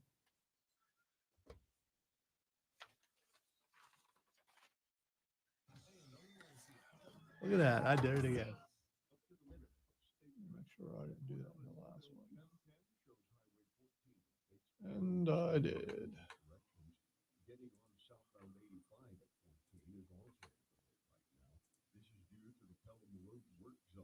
Consistency is a good thing unless you're consistently bad. But then people expect you to be consistently bad.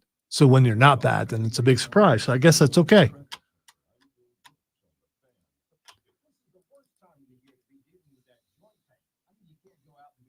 Wasn't talking about my read because my read was adequate.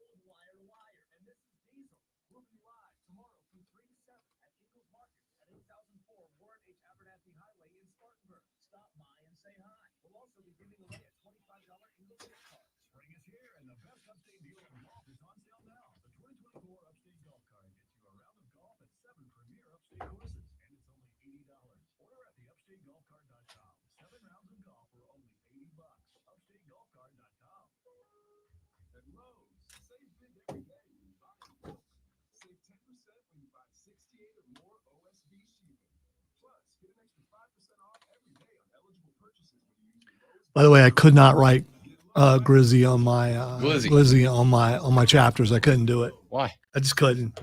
You can't spell it? No. I looked it up. I could have spelled it, but no, I just can't. It just doesn't feel right.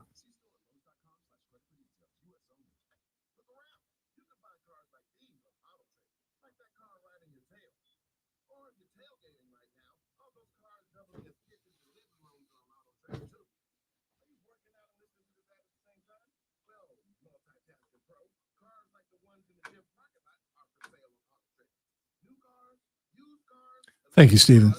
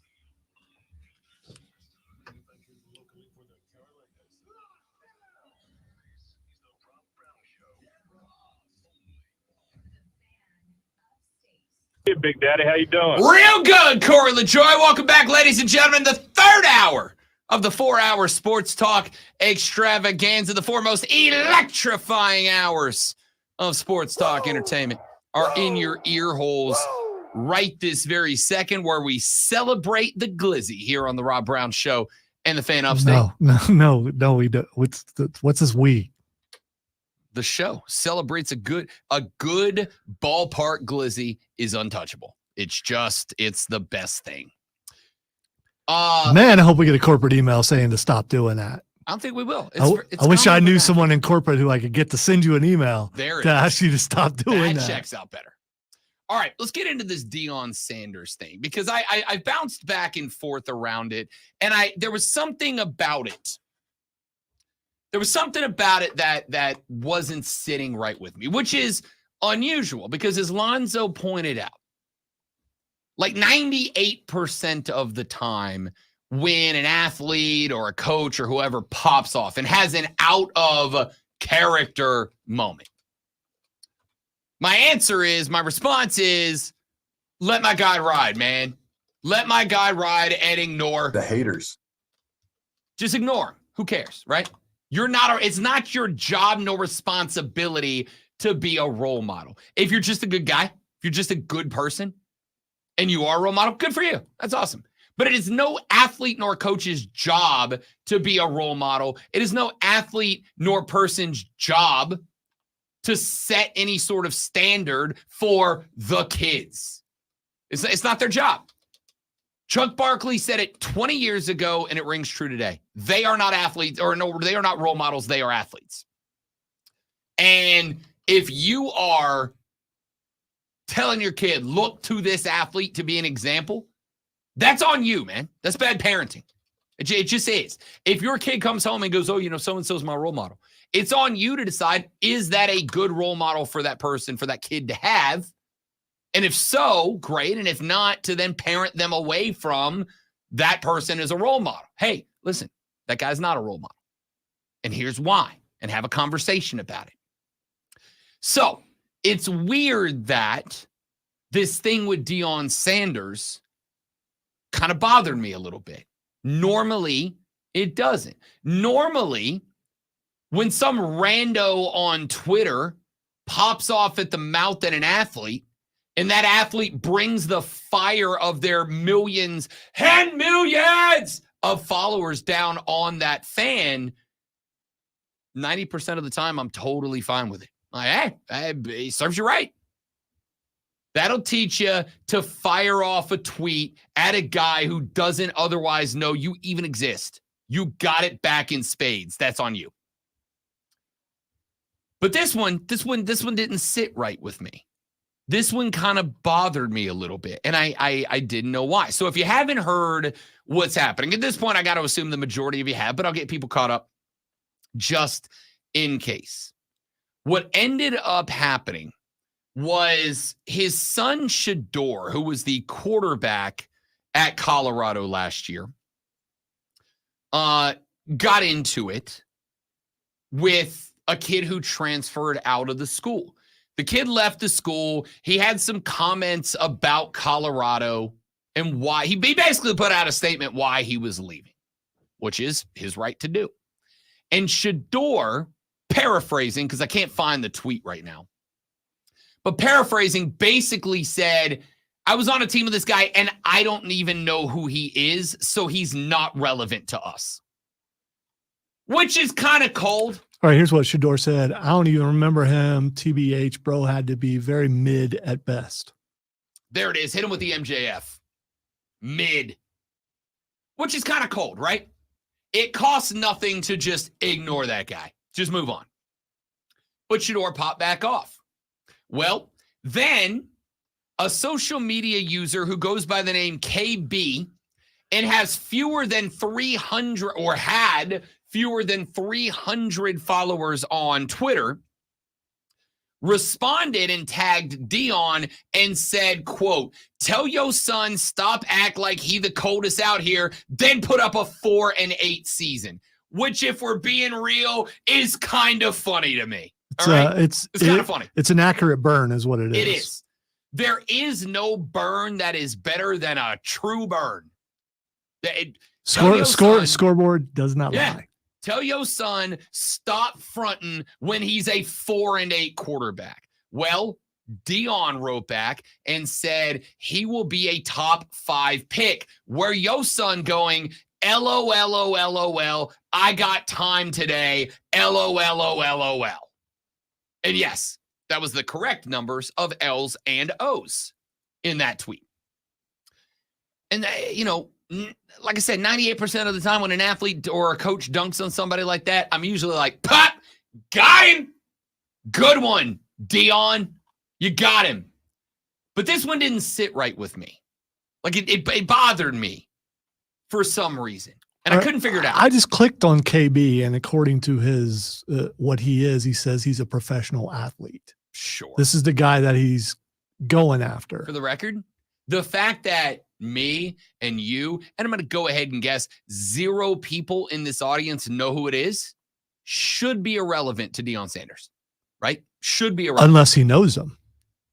And if they know each other and they have beef or they're just messing around, I'm just saying. You're searching the avenues. You're talking all possible possibilities, and I respect that. That is 90% of the time what I'm literally searching the avenues, trying to find out who this guy is. Yes. Here's the thing: this story happened less than, but right at a week ago. Yeah, a little less than a week ago. Around a week. Yeah. If this was somebody that was notable, if this was somebody that was famous, if this was an athlete, if this was a Deion guy, if this was somebody that had any sort of reputation or reason to be known, at this point, he would be known. At this point, some media guy would have dug up his IP address, figured out who he is, and gone, oh, this guy played with Deion in 1992 and they're boys. Or, this guy is that or this. Somebody would have found unless that they care more about the story and they don't care that maybe there's trolling going on, which I don't know if there is or isn't. Here's why I'm going to say that's absolutely not a case. Not a case because any media guy who takes this story to the next step is getting published. Anybody who finds out who this is and what the beef is and how we got here and is able to post the next step in this story is immediately getting their stuff published on the national sites. So you got a guy with less than 300 followers on X giving a shot at Deion firing right back with where your son going, LOL, I got time today, LOL. So this bothered me. I didn't know why it bothered me. I didn't know why it was sitting right with me. And I figured it out. It is not even the tweet. It is LOL, I got time today. That's what bothers me. Now, I understand as somebody that I think I can say about myself, I work hard. All right. There are probably days and times where I could work harder, but I also think you got to live your life. But I work hard. As Alonzo likes to point out, I got 36 jobs. There's no point on the calendar I'm not working at least 2 jobs at any given time. And they're all fun jobs, just so we're clear. Like go to hockey games and yell loud is a great job. Go to baseball games and yell loud, great job. Go sit in a box, watch soccer, and talk about it into a TV screen, great time. But I do a lot of it. And like I said, the majority of the stuff that you guys see, the front-facing see, the time we're on the stream, the time we're on the show, the time I'm calling games, that's all front-facing time. What you don't see is the time that goes into making that happen. You don't see me sitting in the bro cave in the lab at 11 o'clock at night putting the next day's show together. You don't see me watching game film and rewinding the same play 9 times to figure out why it did or did not work. You don't see all that. That's all that goes, that all goes into this as well. I know that even those of us that to use another term of the youth, grind, those of us that grind, we still have to stop. You still got to take a minute. You cannot work from wake up to bed to night time. Sometimes you got to take a break. You got to have a margarita and relax for a minute. But it does feel odd to me that a head coach with a 4-8 record during, by the way, prime time, pardon the pun, for making your team better is out here getting into bleep talking contest with randos with less than 300 followers on Twitter. It's just weird for me. I'm not going to jump into because I heard people say this. I think it was, I think Stephen A said the other day that this is one of those spots where coaches need to be above the fray. Coaches need to be above this. Coaches need to be better than this. I don't care, right? Let's keep it a buck here. Deion ain't Deion if he was above this his whole career. Deion has always taken the bait and talked to anybody who talks at him. That's why he's Deion.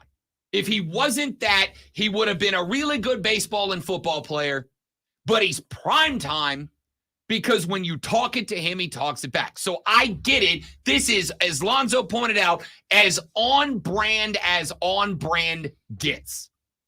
This is my glasses. Some things just become part of your brand, whether you like it or not, and you got to rock that thing to be recognized. I saw the story and I laughed about it because everyone's making such a big deal about this, and he's just being him. I mean, actually, a little bit lesser him than what he would have been back in the day with this. He would have went full bore on this thing, and he didn't. I mean, he had a couple of responses, that's it, and moved on. We've seen this sort of thing around here before.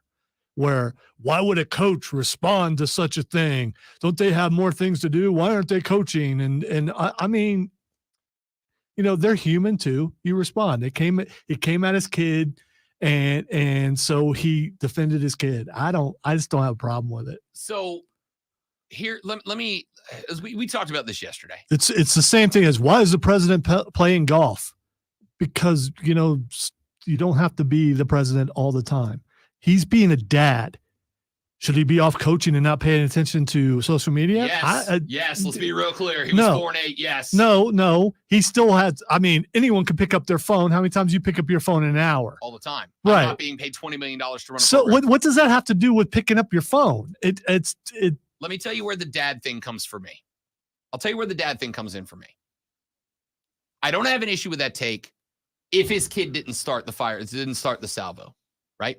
If your kid punches somebody in the mouth, to me, and again, I'm not a dad, so I don't know, but I feel pretty confident in this one.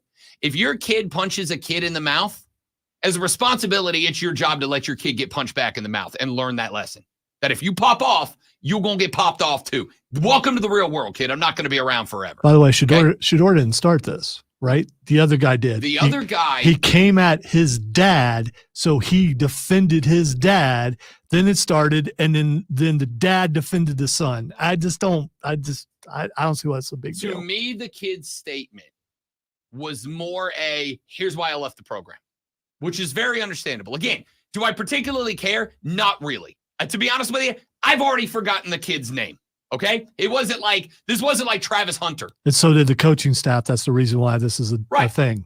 So maybe if he wasn't so mid, I mean, you know, the guy's a guy I don't even remember his name, and I guess that almost to me is kind of the point. Is like if this was a Travis Hunter level guy, and he's out there saying, "Don't go to Colorado, they're a clickbait program," and don't get me wrong, they are. By the way, they are. This is a transfer portal era. There are a lot of kids out there jumping in the portal, and people don't know who they are, and they may not before their career is over. I don't have any problem with the portal aspect of it. I don't have a problem with Dion losing 33 and picking up 31 in and out of the portal. If that's the way you want to build your roster in today's age, that is absolutely within your right. I wish you the best of luck. You can't win a national championship that way. I don't know if that's true or not. You can't even make it in a playoff that way. All right, now you're just being a jerk. Now you're just being a jerk. All right? Now you're just being a jerk. You're just a loser or a jackass. You can be A or B. So, don't know who this kid is. He's probably. By the way, I'm sorry. Same team. I don't know what I was doing. Yeah. What, you've been saying that all freaking morning. Same team. And then you're in here pulling blades. What are we doing? All right. I guess the landing spot for me is this is the difference between Jalen Brunson talking and Jimmy Butler talking, right? And we're going to talk about that in a minute too. Actually, we may do it next because it fits in with this conversation relatively well. Pat Riley, GM of the Heat, longtime legendary coach, just popped off at Jimmy Butler because Jimmy Butler was popping off at the Boston Celtics and the New York Knicks. Jimmy Butler said, if I was playing, the Knicks and the Celtics would both be going home. And Pat Riley's like, yeah, but you're not, so maybe shut the hell up, right? This is kind of that for me. It is one thing to talk when you're on top. When Tyson Fury talks it, I can't say anything because nobody's putting him down. When in wrestling, because everything's wrestling. In wrestling, when the guy holding the championship belt talks, all you can do is hope for him to lose. But you can't say anything because he's a champ, right? It doesn't matter what the sport is. If Patrick Mahomes is going to go out there and be a heel with Logan Paul like a jackass, heel. All right. Heel. Disrespectful. You didn't have to call him a name. You're a heel. You're being disrespectful. Yeah, he's being a heel, but you didn't have to call him a name. Heels get disrespect. Too far, Rob Brown. Too far. Three-peat incoming. If he's going to be a heel, you're going to get popped off. But at the end of the day, I can't pop off much as a football guy. Why? Because he is wearing the crown right now. Dion, you're 4-8, bro. You're 4-8. You're 4-8.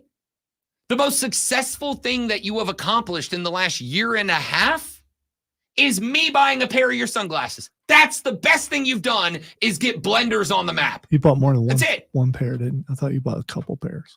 I have 3 pairs now. Okay, all right. I did finally get the golds. I'll bring the golds in one. Yeah, the golds are pretty sweet.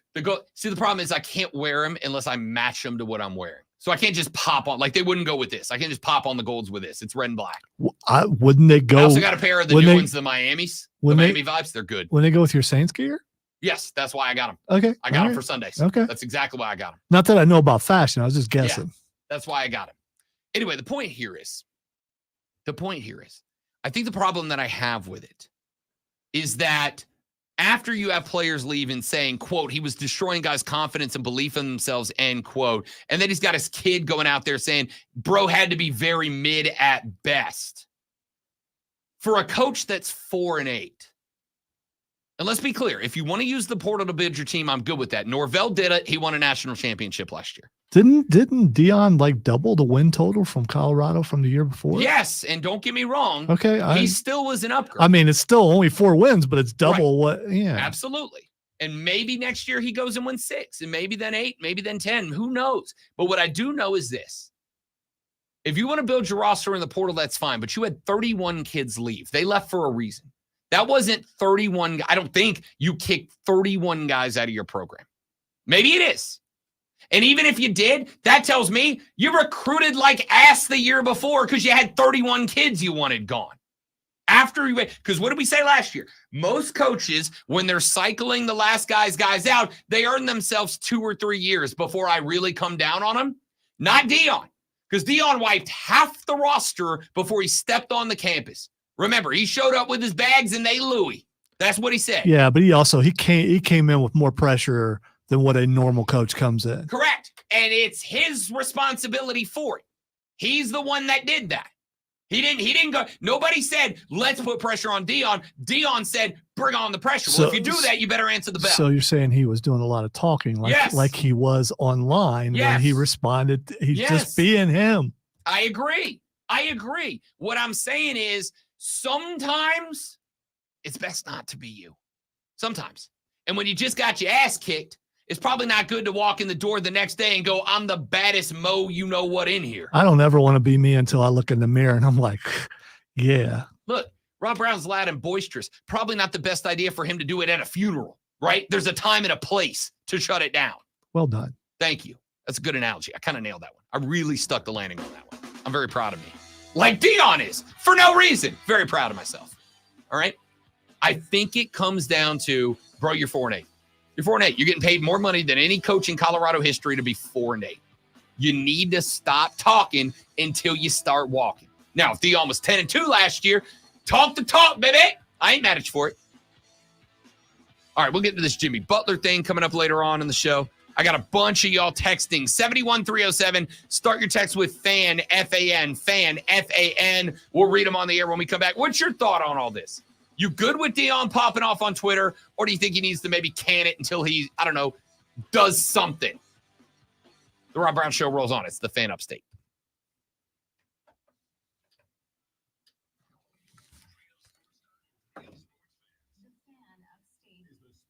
That's another great take, Joey B. Also, I got to change. I hate those comments like that. There we go. Bubble comment. Yeah, I think that's another good take. Like, I'm not saying he does or doesn't. I will say it does feel, and again, I think you're deep diving for this, but it does feel like Dion took that coaching job to get his kid in a Power 5 game, right? That's what it almost kind of feels like when he's talking like this. All right, guys, give me 45 seconds. I will be right back.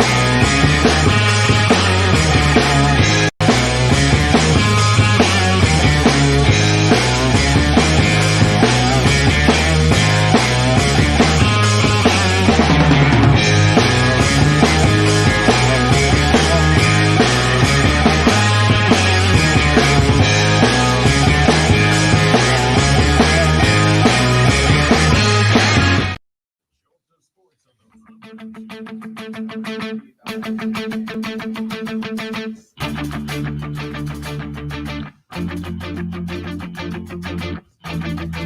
Rob Brown show rolls on. I'm so tired of this. I'm so tired of the Met Gala. Like, I get the point of it. It's for a good cause. It's for a good reason. I understand that these people aren't doing this because they're like fashion models. I understand it's a gimmick party, but I'm over it, dude. All right. I'm over it. I have something from that on trending, but I'm not going to take it off because you haven't mentioned the person. You mentioned the person that I'm taking. I'm not going to off. mention any individuals and I almost want to guess. If I guess and get it right, leave it on. Fair? No, that's not fair? how it works. I mean, but go ahead and guess if you want to. Jared Leto. No. Okay. So we're good. All right. We're good. Okay. I've never cared about it. Like, I get it. It's a gimmick party. It's a gag party. Fine. So fine. you wouldn't go if you were invited? No, I don't think I would. I honestly can tell you, like, most things that I'm like, I hate that thing. And if I caught an invite, I'd absolutely go. If I caught an invite to the Derby, I'm going. I would All go, but you know how like back in the day they wore like the skulls of something and their pelt, you know, Like a barbarian. Yeah. But I would have a Wookiee head up there and walk out because it's all about people looking at you and talking Here's about the fun you. thing. I could just go wearing this and I would stand out more than anybody Or else. maybe an Ewok head. No, I'd it would just be be a- something that people love, and I just would, yeah. Backward baseball cap, flannel shirt, jeans. That's what I go in. And I would still stand. I hate it. I'm over it. All right. I'm over it. All right. Speaking of, and just because this ties in very closely, I understand it's a different story, but it's very close. Jimmy Butler, Miami Heat. The Heat got bounced this year in 5 games. 1-1 because they hit 1,000 threes. It's not Jimmy's fault. I agree. It's not Jimmy's fault because it is Jimmy's fault in that he didn't play, but it's not his fault that he didn't play. Jimmy Butler out with an injury, didn't play. We all know the legend of playoff Jimmy Buckets. Jimmy Buckets was unavailable. The Heat got bounced. Frankly, I don't think it would have mattered even if they had playoff Jimmy. The Celtics were just that much better than Miami, okay? And Tyler Hero ain't the guy that's carrying that team when Jimmy Buckets is out. Well, there were a couple of videos from Jimmy Buckets that went out. There was one where Jimmy Butler said, if I was playing, the Knicks and the Celtics would both be going home. And just so we're clear, no, they wouldn't. Because Jalen Brunson is doing everything Jimmy Buckets got turned into playoff Jimmy for. Jalen Brunson right now is what? 5 games into his playoff career, 6 games into his playoff career, 7 games into his playoff career. And he's playoff Jalen Brunson at this point. He's playoff Jay. Sorry, Jimmy Buckets, you're not playoff Jay anymore. Now it's Jalen Brunson.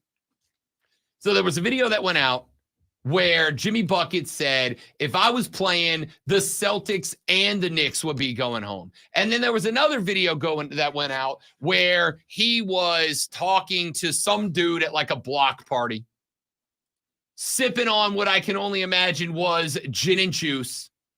And he's talking to this older guy, and he looks into the camera, and he addresses directly Knicks head coach Tom Thibodeau. And he says, Tom, I would beat you, bro. You need me. I don't need you. I love you, but I'm not in love with you. That's a direct quote, by the way. I love you, but I'm not in love with you. You want me. I don't want you. I would beat you. It's like a bad relationship. You want me. I don't want you. Well, some people were kind of like, you know your team's out, right? Like, you lost. Now, he said this, most of it, while the Heat were still in the playoffs. And basically, Jimmy was doing what the fans were doing, which is fair. It's a different series if Jimmy Buckets is playing. Here's the thing. I still don't think they win. And maybe I'm wrong. I've been absolutely wrong 2 games in to the Timberwolves Nuggets series. Rob Brown gets one wrong every now and then. It's very rare. I know ball, but it's very rare. However, you didn't play, my guy. You didn't play. You weren't part of that. You weren't there and available when your team's season came to its end. Pat Riley is it. Can we put him in the legend status? Great one. Did Pat Riley make status of legend? Not without some controversy, but yes. Sure. I think every legend has some controversy, right? Magic's got controversy. MJ has controversy. LeBron's got controversy. Kobe had controversy. Like they all do. But I think Pat Riley made the legend status. The Godfather, regarded as one of the greatest NBA figures of all time as both a coach and an executive, is currently the president of the Miami Heat. And Pat Riley did not necessarily love the comments of Jimmy Butler. For him to say that, I thought, is that Jimmy trolling or is that Jimmy serious? If you're not on the court playing against Boston or on the court playing against the New York Knicks, you should keep your mouth shut in your criticism of those teams. Yeah. That's kind of it. I don't have a problem with players, especially in basketball, talking smack. I have been around basketball my entire life. As my mother hates to tell the story, my first word was basketball, courtesy of my uncle. Okay? I love this game. I always have. And as somebody who grew up in and around the game, basketball, I think more than any other sport, talking is part of the game. It just is. Rob Brown is as mild-mannered as they come. You can ask the great one. I actively avoid conflict. If there is conflict in a room I'm in, I leave the room. And as Lonzo has seen me do, I will make up a lie as the reason I have to leave that room if I've got to get by somebody to get out. Oh, I got to go talk to the boss. I saw this last week. Literally yesterday. He tries to sink down as low as he possibly can, and it's a lot of fun to watch. I am not really a wuss, and I acknowledge it. All right, I'm a big wuss, and I acknowledge it. I avoid conflict as if it is the play. A bunch of the conflict he has to deal with lately has to do with me. Yep. That's a bit of a surprise. Yep. People come into the room. There's some discussion that needs to get had. I'm not a part of it, so I want no part of it. And gotta go talk to the boss. No, I don't. I'm going to walk 4 circles around the hallway until I hear their conversation end. Get your steps in. Yep. And that's it. And conversations really carry in this hallway. Great time to make some progress towards those 10K steps for the day. Great time for it. I don't want no part of it, except on the basketball floor. That's just, it's part of the culture of that game. And it makes some people uncomfortable, and not everybody's into it. But it is part of the ingrained culture of the game. So I don't have a problem with people running their mouth on a basketball floor. The problem is I don't have a problem with people running their mouth on a basketball court. On it, Jimmy. You hear me? On the basketball court. Do you understand how much more difficult you make life for your teammates when you run your mouth and you're not playing? Do you understand? Every time that you go, well, if I was playing, the Knicks and the Celtics would be, he said Celtics. That's how I say it. The Knicks and the Celtics would be going home. Every time you do that, all it makes the Knicks and the Celtics want to do is beat the dog out of your teammates that much more. That's it. Every time that you run your mouth, all it makes Jalen Brunson want to do is make Tyler Hero look awful that much more. If Jimmy Buckets is out there playing and he's talking smack, fine, have at it. That's basketball. As long as, and this is the key, this is where I need you all to teach the youth of America, as long as you recognize that if you talk crap and you lose, you gotta wear it. Right, Joel Embiid? When you run your mouth, when you act like a clown, and then you lose, you gotta wear it. You gotta take it. You dished it, you gotta take it. But when you're not on the floor, when you're not actively playing, whether you're hurt or suspended or whatever, shut your mouth, Jimmy Butler. You make everybody worse by running it when you have accomplished nada. You did nothing. You helped your team earn a play-in spot, and then that team got wiped out of existence in 5 games, and you were lucky to win 1. Maybe don't make it worse on your boys by running your mouth on the bench. That's all I'm saying. Back after this on the Rob Brown Show in the Fan Upstate.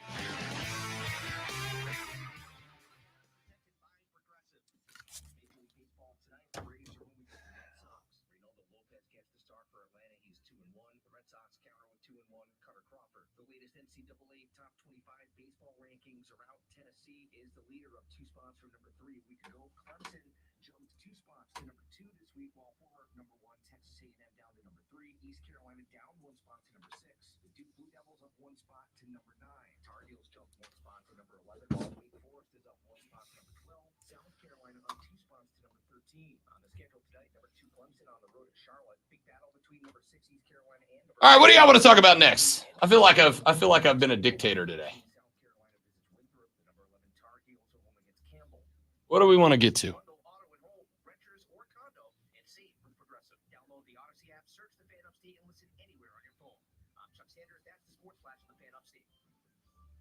Up to the minute, upstate traffic. 85 is a mess this morning. The Cordell construction cam shows the Pelham Road work has southbound 85. You're going to travel about 20 miles an hour for about 5 miles from Rockland, McClyman to Pelham. An accident has just been reported northbound 85 at Batesville Road, and it's got traffic stalled back to 385.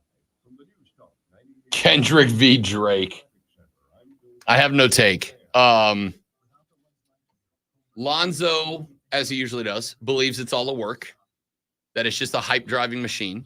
And if it is, it's absolutely working, because I don't know anybody that doesn't have a take on it besides myself. And it's so easy to do for them. It's so easy to do. On the flip side, rap has had genuine beefs as a part of the culture for since rap's been around, right? So I acknowledge that it is very possible, legit. And I'll tell you this, when you start calling each other pedos in the raps, that's when it's like, all right, that's a little far for a manufactured diss track, right? No, it's not. Not in rap. It's not. Not really. I'll say this. If the things that Drake is saying about Kendrick are wrong or are incorrect. Shane wants to know when episode 1 happened, so he can make sure he starts from the beginning. I'm gonna be real with you. I got no idea.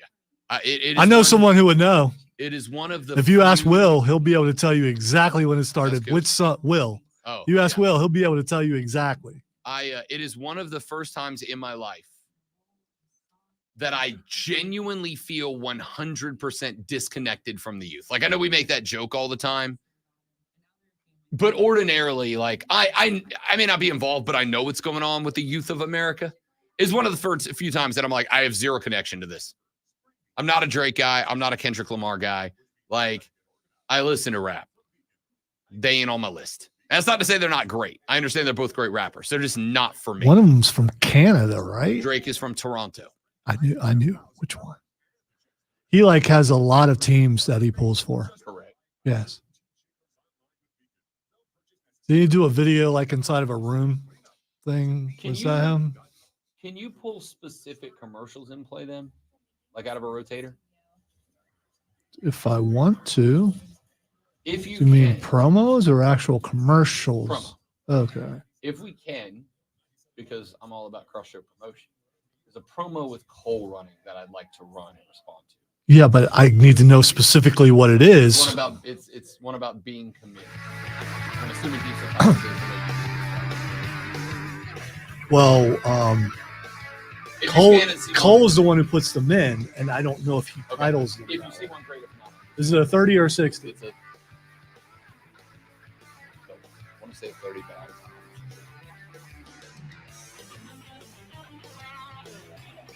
wrapping up our numero tres, hour number 3 of the Rob Brown Show here on the Fan Upstate. Robin Alonzo with you.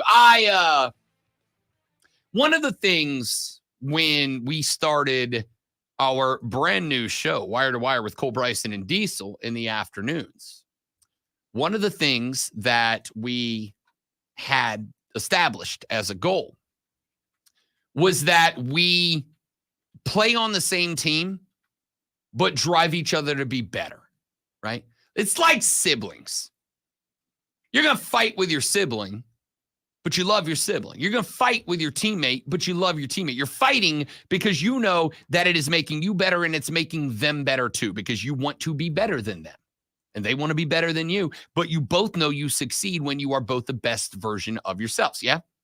So we have gone back and forth with takes that Diesel's had, I've responded to, takes that I've had, I know they've responded to on Wire to Wire. And I'm going to do that here. Cole Bryson, who, I mean this, I love that kid. Good dude, man. I say kid because he's like 10 years younger than me.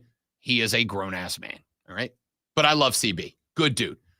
That implies tall, and he's not. I mean, I just had to interject there, and he's not that. Don't have the audacity of being short around Lonzo. Don't you dare. Big fan of CB, both on and off the air. Good dude, and I am very much enjoying that show. I listen about an hour every single day while I'm getting ready to start prepping my next day's show. There is a promo that is running right now for that show that Cole recorded from audio from their show.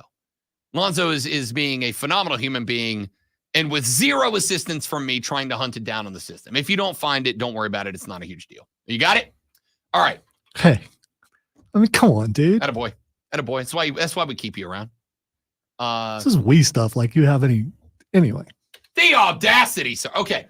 So there is a promo running, and I'm doing this for two reasons. Number one, because it's free advertising for my buddy Cole and Diesel on Wire to Wire with Cole Bryan and Diesel. That airs every afternoon from 3 to 7 right here on the Fan Upstate. Cole Bryson, not Cole Bryan. Yeah, I saw Zach Bryan last night. I'm just mixing up my short country friends. Daniel Bryan, Brian Danielson. What's going on? Anyway, this promo is currently running for the boys. Diesel and Cole Bryson. Can we please stop using the word committed in college athletics? Like, is it time? Can we quit? If I see one more tweet from someone that says, I have committed, I'm going to automatically block them. You're not committed. You're going to jump ship eventually. Let's be real. Cross promotion, baby. 3 to 7 every afternoon on the Fan Upstate. But with that being said, Cole, heart hands emoji. That's a bad take. It's a bad take. What was bad about it? It's a bad take. What was bad about it? He makes it sound. Well, they're committed for the moment. I mean, not committed for the long haul. For the record, that's how commitment works. No. It is. When I commit to something, I try to commit my entire life to it. That's fabulous. Yes. That's how it works. That's what commitment is supposed to be, not commitment. Commitment doesn't change on a whim. Commitment doesn't change because. No. Wait. I didn't say commitment changes on a whim. Commitment does change for a reason. I'm not saying this is ever going to happen, and I know this is one of my most reaching. Look, analogies. that girl's hotter than the one I'm with. No. I'm no longer committed. No, but what happens if your girl cheats on you? Are you still committed? No, or at least you shouldn't be. Don't be a simp. Some people are. Is that what that is? Is that what you call a simp? Yeah, a simp. Don't be a simp. Okay. If your girl, you can be as committed as you want. But if your girl goes home with another fella from the bar and does the old bow chicka bow wow with him, you should not be committed to that person anymore. If you are at a job and you are working that job, and one day the boss comes in and goes, hey, you're doing great work, I'm cutting your salary in half. You should not be committed to that job anymore. You should always be committed to doing the best that you can about a thing. But there is always a reason that you would decommit from something. There can be a reason. Again, there's an old joke. What was the and I don't know that this happened in real life, but it's more of a life lesson kind of story. You ever heard all the Winston Churchill stories where he dropped his little pearls of wisdom? My favorite I'm aware of who Winston Churchill was, yes. I didn't ask if you knew Winston Churchill. I said, have you heard the little stories about his quips? There are probably more quips out there that he said that you don't know it was him who said them. Maybe yes. So. But my favorite one. Why are we fighting over Winston Churchill? There's not even a fight there. Just do your thing, man. All right. So there's a story about Winston Churchill where he was at a party and he got into a conversation. Well, there's actually two. My first one is, he was talking to a lady and she's like, I'd never sleep with you you're a drunk? And he said, yeah, but tonight I'm drunk and I'll wake up sober. Tomorrow you'll still be ugly, which is just the greatest historical burn ever. However, the story that I was driving at here was he was having a conversation with a woman at a party. And he said, would you sleep with me? And she said, no. And he said, would you sleep with me for $1 million? Or no, would you sleep with me for $5? And she said, no, sir, I am not a prostitute.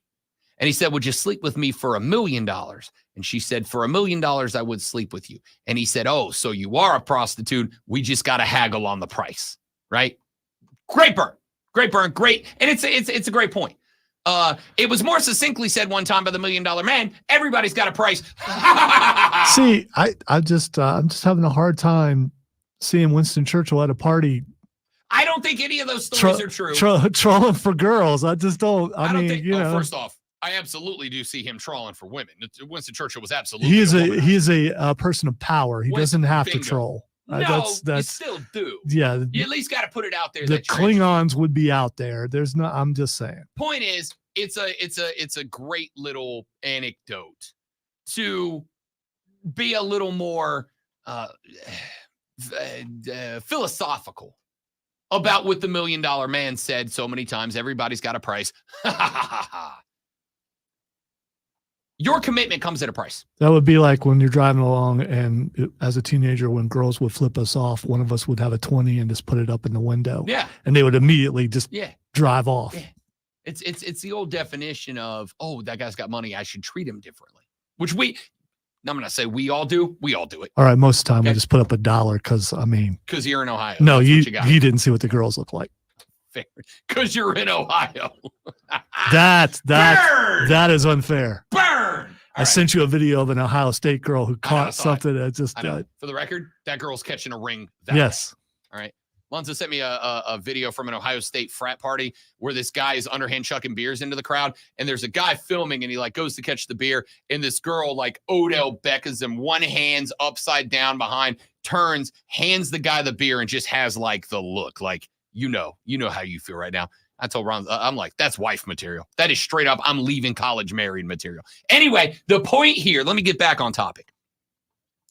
The point of this conversation, when it comes back to Cole's promo, is that, yes, everybody does have a price. However, the thought that every single college kid should not use the word committed, I have an issue with that.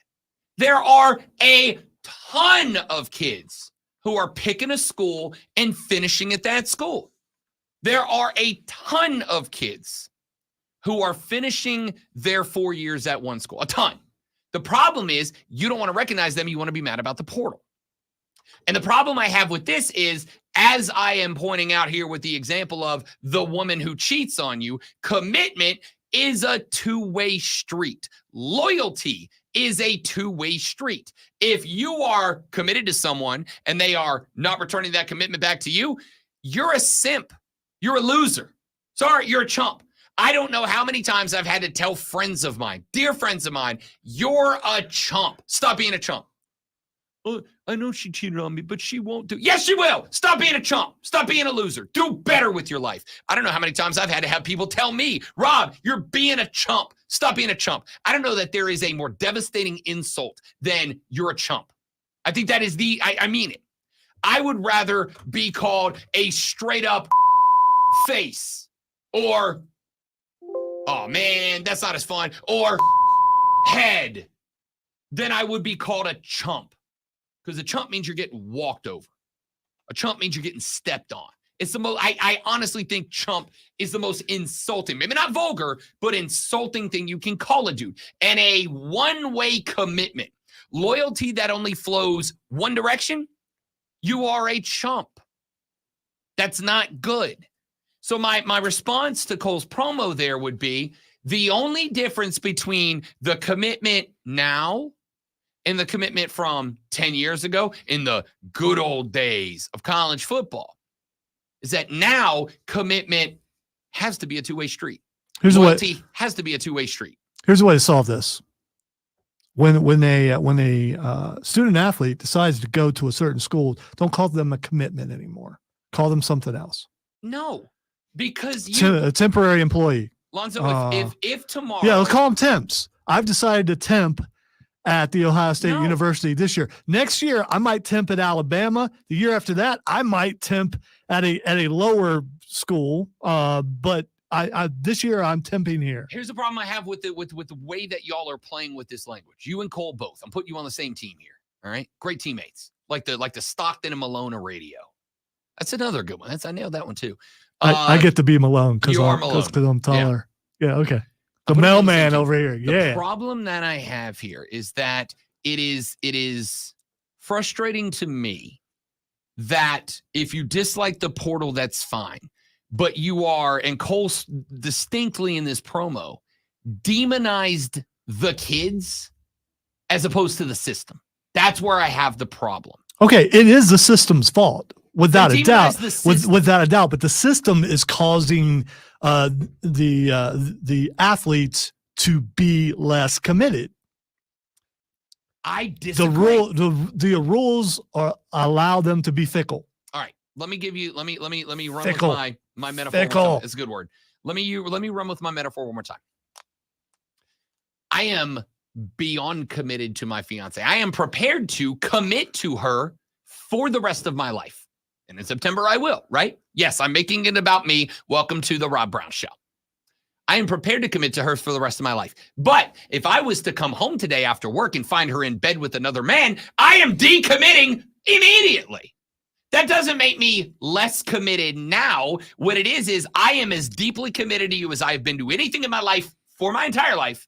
However, I am only committed to that as long as you're committed to me as well, as long as this is a two-way commitment.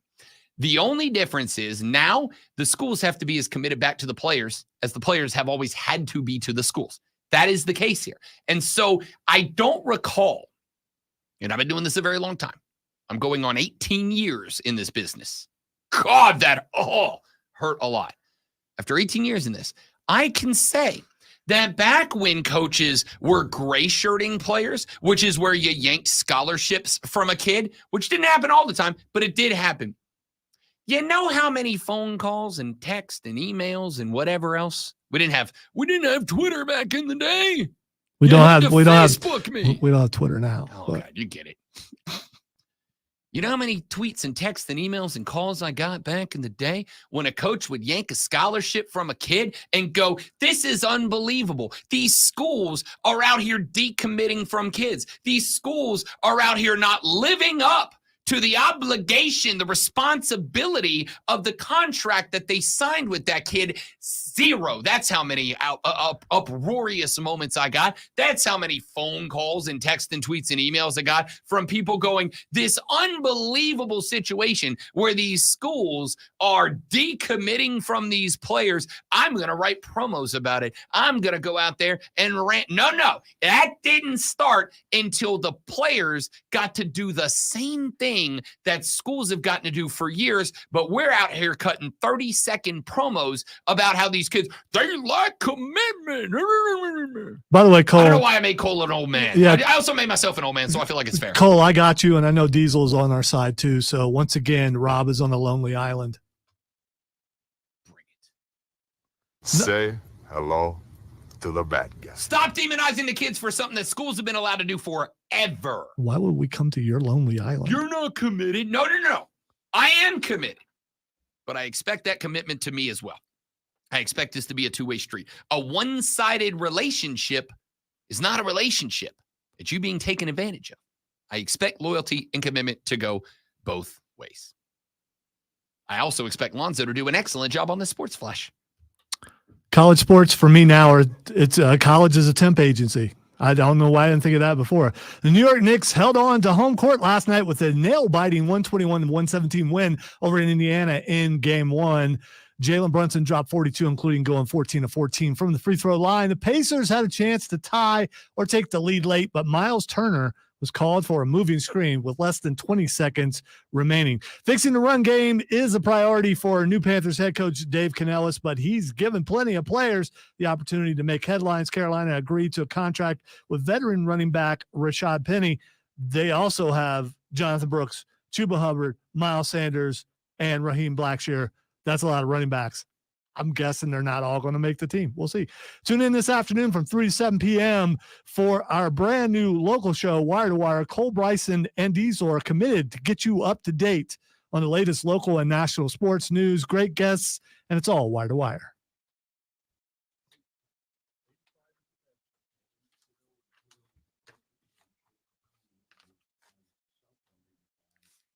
Come on, Bill. I don't think you said jam cam the entire day.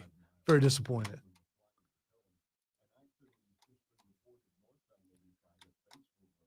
I'm going to send you a strongly worded email. Jam cam needs to be back every day. Jam cam.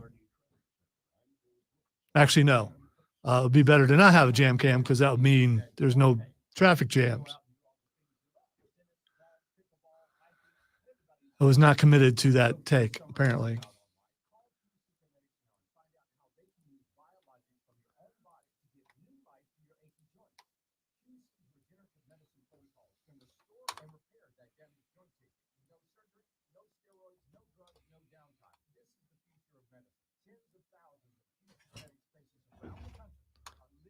You all right? Did you just almost fall just from, out of the corner of my eyes? You had to grab the handle for it. I'm just worried. No, so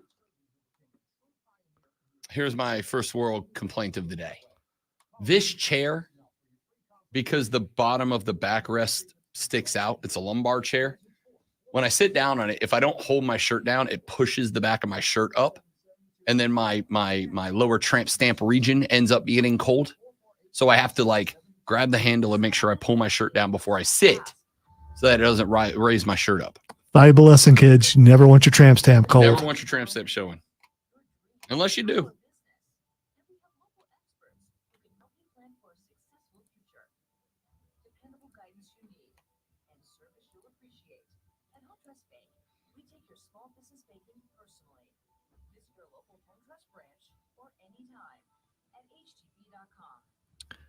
If we were all the same, Stephen, it would be very boring.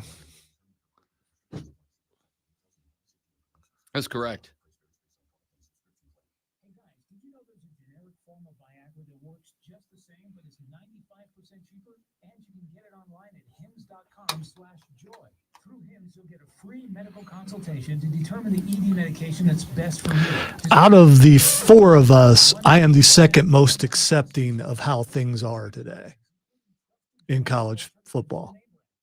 Now, there's a great distance between me and Rob, but I'm still the most accepting. I know how things are. I'm not going to lament about what used to be, but I'm not going to say that things are great because the sample size still isn't big enough.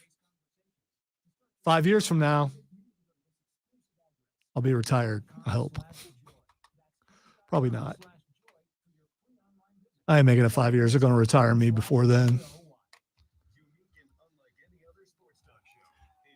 Hey, did you notice the sound of a kitten in the Wire to Wire promo? I did not. Was there one? You did not. Oh, it wasn't me. Oh, okay. Oh, it wasn't me. I was like, dude. It's not me. That would be the best and also I mean, controversial prank you've ever I mean,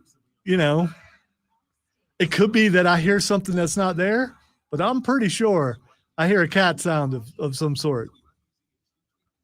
Oh, crud. That makes us a minute early.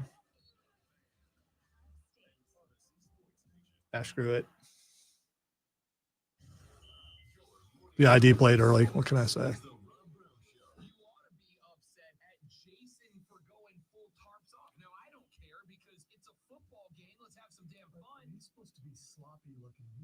See, I think this is fine without, just leaving it the way it is and use it like we normally do. I'm good with that. Yeah. You are the wizard. It's all about the choir, man. You are the wizard. It's all about the choir because agree. that hits it right at the end.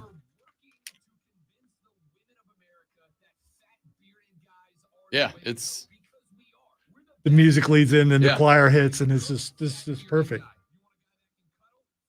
This is one of my favorite promos you've ever made.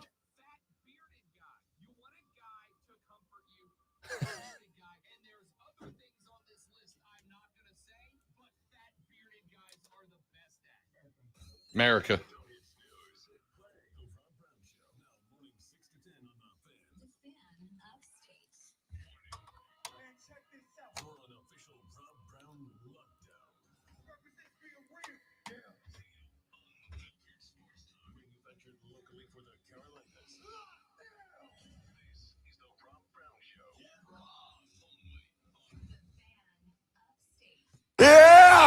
Yeah!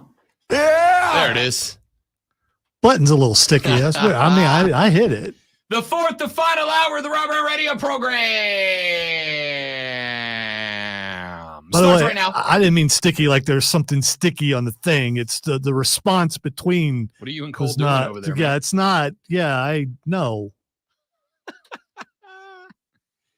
Oh man, we have been all over the place so far. Yeah, this and by the way, don't talk about him like that. He is OCD when it comes to wiping everything down. So Cole is? yes, And between him and Diesel, that's got to be the cleanest sports show in America. yeah, it's like What About Bob? 3 to 7 every Monday through Friday. If you haven't seen the movie, you should watch it. Bill Murray, it's pretty good. Man. That has got to be the most sanitary sports show in America. Literally. That's incredible. I did not know that. Well, they have to counter, the slobs that we are. Yeah. That's Yeah, what that's they fair. got to do. We average out to normal. All right, let's get a bunch of stories in here in this hour of the radio program. I need you all to know that I have placed the bet on the Jake Paul-Mike Tyson fight. You want to guess who I bet on, Zoe? Take a stab at it. There's only two options. You got a 50% chance of getting it right. Who'd I bet on? That wasn't what saw something. Oh. You bet on Jake Paul. That is correct. Yes. I did. You're going to lose your money. No, I'm not. You're going to lose your money. No, I'm not. Mike Tyson going to knock him out. No, he's not. You're going to knock him out. No, he's not. He's absolutely not. He is 50. Now the screen will fade to black for a little bit while they get him back up and get him revived. And suddenly the match will continue, but he's going to get knocked out. By the way, when is that? What's the date on that fight? I believe it's in July, isn't it? Mm-hmm. So is it July 5th? I can't remember the exact date, but I know it's a ways off. That date is July 20th Oh, of so 2024. Further away than I thought. Mike Tyson's birthday is June 30th of 1966. That means when they fight, he will not be 57. He will be 58 years old. Now, there's not a drastically dynamic difference between 57 and 58. At least I don't know. I'm not quite there yet. I got a little while. Not as long as I'd like, but I got a little while. But he's 57 years old. Okay. As I have said many, many times again, the people that are the most, what's the word I'm looking for here? Gullible. No. Neutral about about picking a winner and a loser in a sporting event. Ambivalent. You sure? You sure? The ambivalence? Yeah, I'm going with ambivalent. Okay, I can't look that up. That's too hard to spell. The people that are the most ambivalent, the most neutral about picking a winner and a loser in a sporting contest are the ambivalent, having mixed feelings or contradictory ideas about something or someone. I'm going to go with neutral. Let's back that down. Neutral works better. Yeah. The people who are the most neutral when it comes to, I've said it enough times that it sounds weird now. The people that are the most neutral when it comes to picking a winner and a loser of any given sports competition are the people who set the, and this is very important, initial odds in Las Vegas. Now, odds are very frequently manipulated by the public. Odds are very frequently manipulated by where people bet. I'll give you the example. Last night, the Denver Nuggets played the Minnesota Timberwolves. Did they? Last night, the Denver Nuggets got their ass handed to them by the Minnesota Timberwolves. But before that game, when it was scheduled to actually be a game, the Denver Nuggets opened as a 6-point favorite. The folks in Vegas believed that the Nuggets were going to win by around 6 points. And as we have pointed out, the line is traditionally set by Vegas with a desire to get 50% of the bets on one side and 50% of the bets on the other side. And that is why you have a number out there like minus 175 or plus 150. Because what they want to do is have the 50-50 bets, but have it in a way that no matter which side wins and loses, the casino still makes money. So a minus 175 number means that they are a heavy favorite. It means you have to bet $175 in order to win $100. A plus 175 is the opposite. You bet $100 and you earn $175 back if your bet hits. And the reason you would put a 175 out there is Vegas believes it is more likely than not that that thing is going to happen. So if you're reading a betting line and you see, say, minus 200 next to a team or a competitor, Vegas believes it is twice as likely that that team will win than the other team. And so in order to bet that team to win, you have to give up what they call juice. Juice is extra money that you have to bet to pick the likely winner, which means that you win way less if they win. But in order to make that ground up, you're likely to bet more. So if I say make $100 bet as my base unit, and I want to pick a team that is minus 200, if I bet $100 at a team that's minus 200, I'm getting $50 back if that bet hits. If that bet doesn't hit, I am out $200. If it does hit, I only win $50. So what I might be willing to do is instead of betting 100, I might up my bet to $200 so that I win $100, my unit size, back. But that also means now I'm on the hook for $200 if they lose, right? That's how the casino operates. So the casino, the bookie, the bookmaker, the number setter has a desire to pick a number that makes those who believe the favorite is going to win drop more money to bet on the favorite. So that if the favorite wins, they have to pay out way less than the normal amount they would. And minus 200, if somebody like me who still only bets $100, I'm only winning $50 on my bet. Normally I would win. I like to win closer to 100 when I bet 100. That's an even money bet. On the flip side, they want people to look at like a plus 175 and let's say plus 200 just to keep that number even, right? One team's minus 200, one team's plus 200. That means they're twice as likely to lose. But if that underdog wins, you get twice your bet back. So if I bet $100 and I bet an underdog, I'm looking down the line and I see an underdog that I think has a shot. Even though I don't think they're going to win, I might throw $100 at that underdog just in case they do. And in boxing, that makes a lot of sense. Because if you're in the ring in a Vegas fight, you are a good boxer. Even if you're a bad boxer, you're still one of the best boxers in the world if you're booking a card in Vegas. Okay? So if there's a puncher's chance and I bet 100 and they get a lucky knockout, I win $200 back. I am not betting because I necessarily think that team is going to win. I'm betting just in case they do. Just in case they do. See this in the NFL all the time. A team might be a 7.5 point favorite at minus 110. And the other team is plus 7.5 at minus 110. Even though I know the team minus 7.5, I might go, I don't think they're a touchdown better. And I like that hook. I get the juice back if I play on the other end. That's fine. Money line bet. Maybe I think it's an outright upset. Carolina's going to host New Orleans in week whatever. I think Carolina can win that game. I think New Orleans is going to be bad this year. Carolina might be, let's say, plus 230 on the money line. That means if they win and I bet 100, I get 230 back. I think it's an outright winner. I take that bet. It's not likely, but I think it can be done.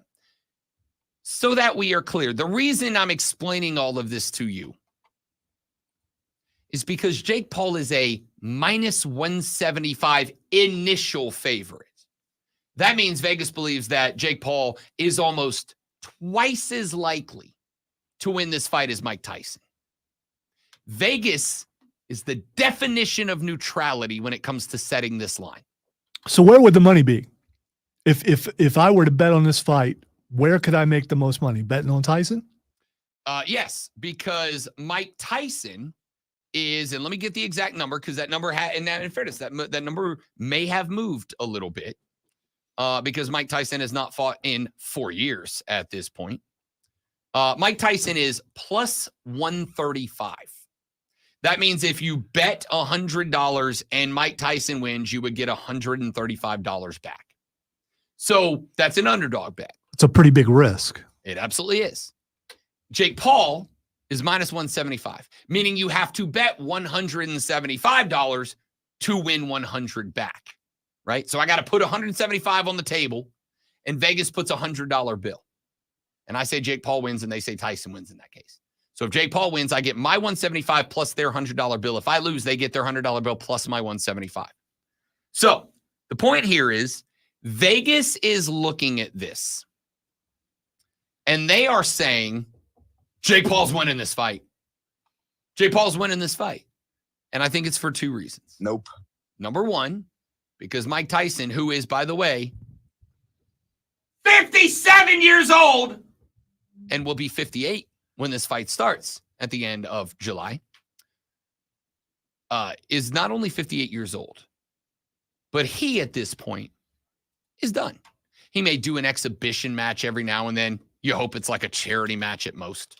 But he's done. He's cooked. He's 57, almost 58 years old. Jake Paul, on the other hand, is still making millions of dollars by doing these dumbass, irrelevant fights. Now, it doesn't matter that I think they're dumbass, irrelevant fights. All that matters is that y'all don't.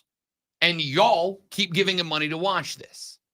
As long as y'all, and I say y'all because it ain't me, as long as y'all keep giving him money, he's going to keep doing this. And there is, and again, I really do my best not to be conspiracy theory, bro. All right, chemtrails aren't real, birds are. I'm not a conspiracy theory guy. They're fun. I like to dabble in them just because I'm entertaining Strike other that. people's Reverse psychology. it. I like diving into the psychology of people who buy into conspiracy theories. If you're one, yeah, I include you in that. Okay?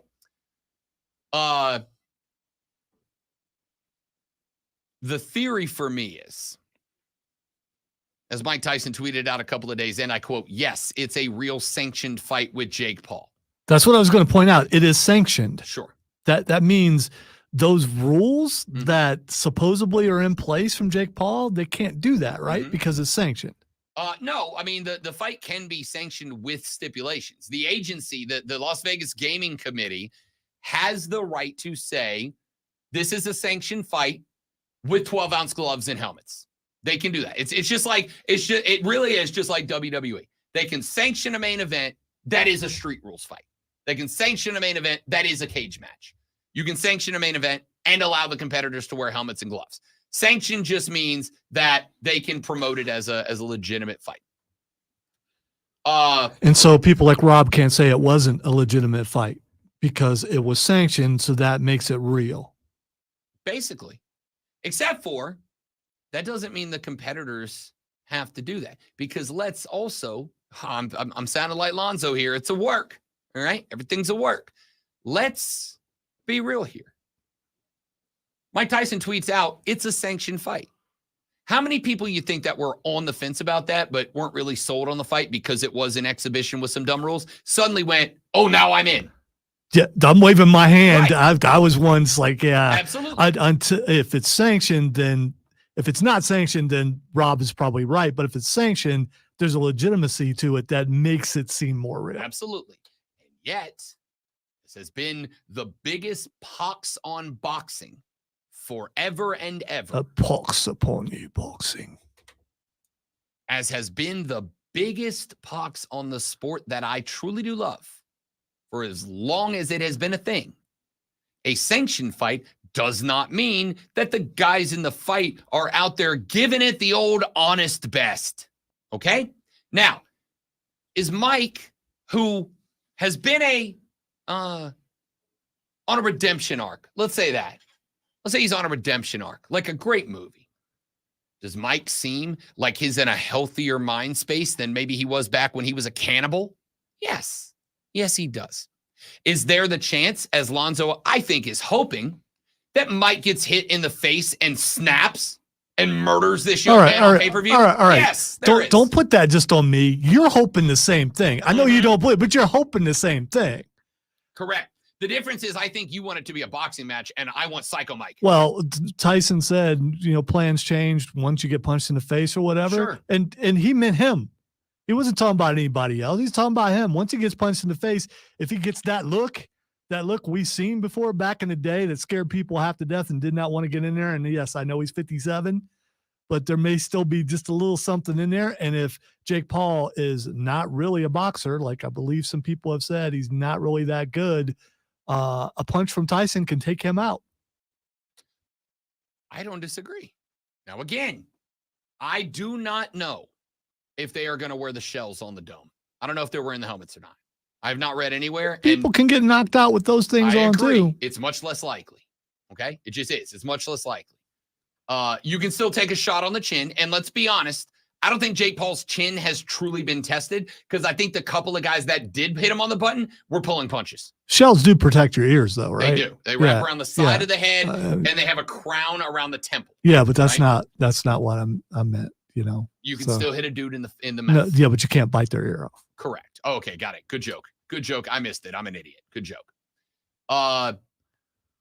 You're in complete boxing mode, but this is still it's a legitimate question. 100% in. And I 100% am, because as much as this is probably too much and a lot of y'all don't care, and I get it, I love this sport.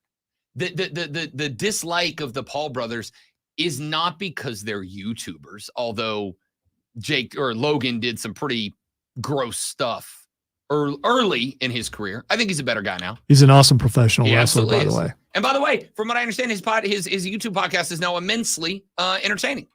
So I don't have an issue with it.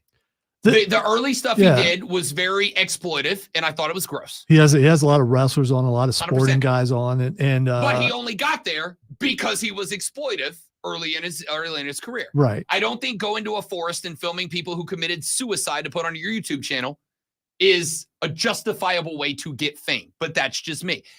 Even with all of that, my issue has always been that I love this sport, and I feel like they have made a mockery of it. Okay, I'm giving you the true colors of one Rob Brown. And by the way, I seriously believe that they're helping to save boxing, because boxing was dying, and they've made it relevant to people a lot younger than you. And I don't want boxing to die. I love that they've brought attention to it. It is, though, because what they are doing is they are taking it, and it is not boxing, it is entertainment, right? This would be like, I don't want boxing to die, so let's watch professional wrestling. It's a different thing. I love that thing, but this is not boxing. That's not the same. This is entertainment. Yeah, they have boxing gloves. They're in a boxing ring. I understand. There's a referee there. You know how the most frustrating thing as a wrestling fan is when Diesel or anybody like him by proxy look you in the face and they go, it's fake, right? Yes, it is scripted. It is a scripted performance. We all know. I love it when they expect that to be some sort of a blow. It feels like a big gotcha, right? You're like, oh, good one. Like, wow. Yes, we know. Dude, do you know what else is scripted? Every other show on TV, including a good bit of the news, is scripted. And reality TV. Every reality show. Yeah. This is why I've said on Twitter 1,000 times and will 1,000 more. If you come at me about watching wrestling, but I see you tweeting about The Bachelor, you're blocked. I'm done with you. Okay? So the problem is, you know how frustrating it gets when people do that to you?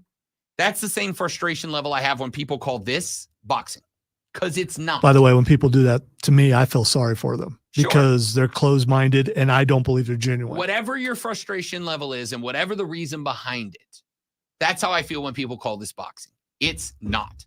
It is entertainment for a YouTuber masquerading as a sport that I have loved for 25 years of my life. For 25 years, I have been a boxing fan. Since I was a teenager and my dad was buying Roy Jones Jr. pay-per-views to watch, I've been a fan of this sport. And this is why, and it's not just the pause. I used to get mad at Floyd Mayweather for the same stuff. It is the exact same way, and this is a spot where, again, Lonzo and I take different forks in the road. Exact same reason I'm not a Conor McGregor guy, because McGregor made it less about the fight and more about the entertainment. And I want it to be about the competition. Now, maybe this is my get off my lawn moment. Maybe this is my back in my day moment. Why are you saying maybe? Okay, this is my get off my lawn moment. This is my back in my day moment.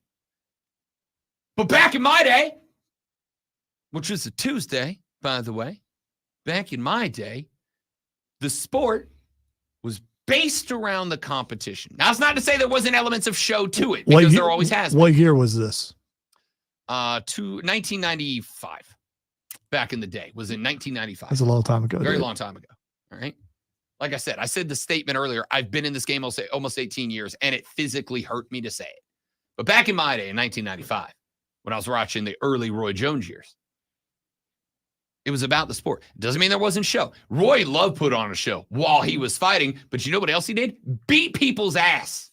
Roy loved to move so fast, and he could move so fast. You'd be throwing punches and hooks and upright, and Roy would just, it was almost like Roy knew what punch you were going to move, and he would put his head next to your fist just to taunt you. It was like the Matrix. He was like Neo in that. Maybe Floyd Mayweather early in his career before he was a jackass. I love watching the fight. Same reason. Mike Tyson early in his career. Loved watching Mike fight. Why? Because it was entertaining. The competition was entertaining. This isn't competition. It's crap. It's masquerading as a competition so that Jake Paul makes more money. That is why I have already put a bet down on Jake Paul, despite the fact that I cannot stand him. I do love money. So I'll put the bet on Jake Paul at minus 135. By the way, it opened, initial bet, minus 300. This is all the Lonzos of the world betting on Mike Tyson to win this fight. Remember when Francis Ngannou couldn't be knocked out? Mm-hmm.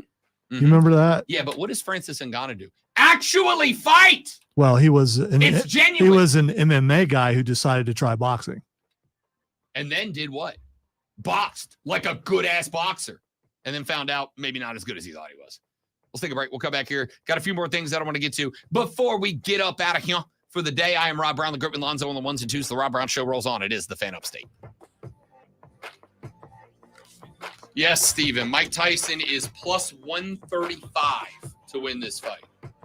Meaning bet 100, get 135 back.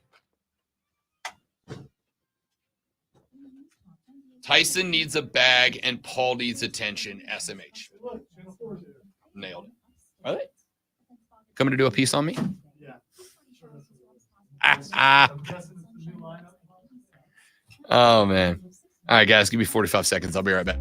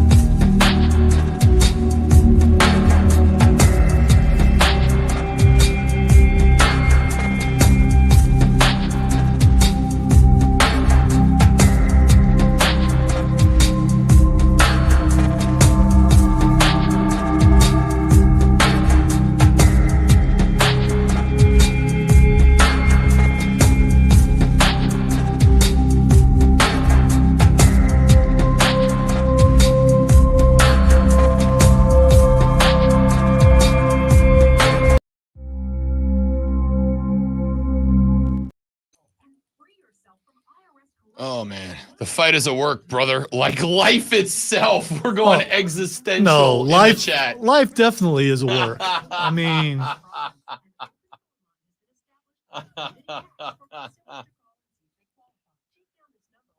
oh man. if you're really good at life, you've got really good writers. Oh man.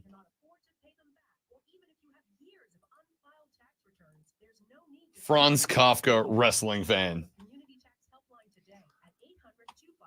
What's France have to do with this? You think that crowd I mean, not that they weren't already heading in that direction, but you think that makes WWE more antsy to start getting more European shows? Oh, for sure. But I guess house shows have been like that over there forever. Yeah, but Vince wouldn't let them do a PLE there. I do wonder what the afternoon start time does to their buy rate. But I guess now that they're on Peacock, it's probably not as important as it was back when it was $79.99 to buy a pay-per-view. Yeah, if you pay for Peacock, I guess you're paying for that. So I loved it being on at that time. That was awesome. Because it doesn't interrupt that thing that I do on Saturday nights.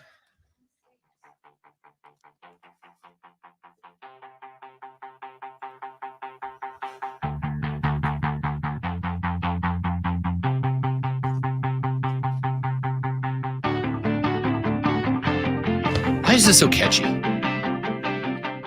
And then the guitar's hit. I mean, you know, it is catchy. This is you're driving somewhere in a movie montage thing or something. Yeah. All right. Let's hit a bunch of games here. What do you say we talk actual sports? The name of that song is Waiting for the Finals. Appropriate. Specifically for what we're about to talk about, which is playoffs. How do I not have that clip? Playoffs. Talk about playoffs? Slacker. Playoffs. Lazy. I just hope we can win another game. Jim Mora.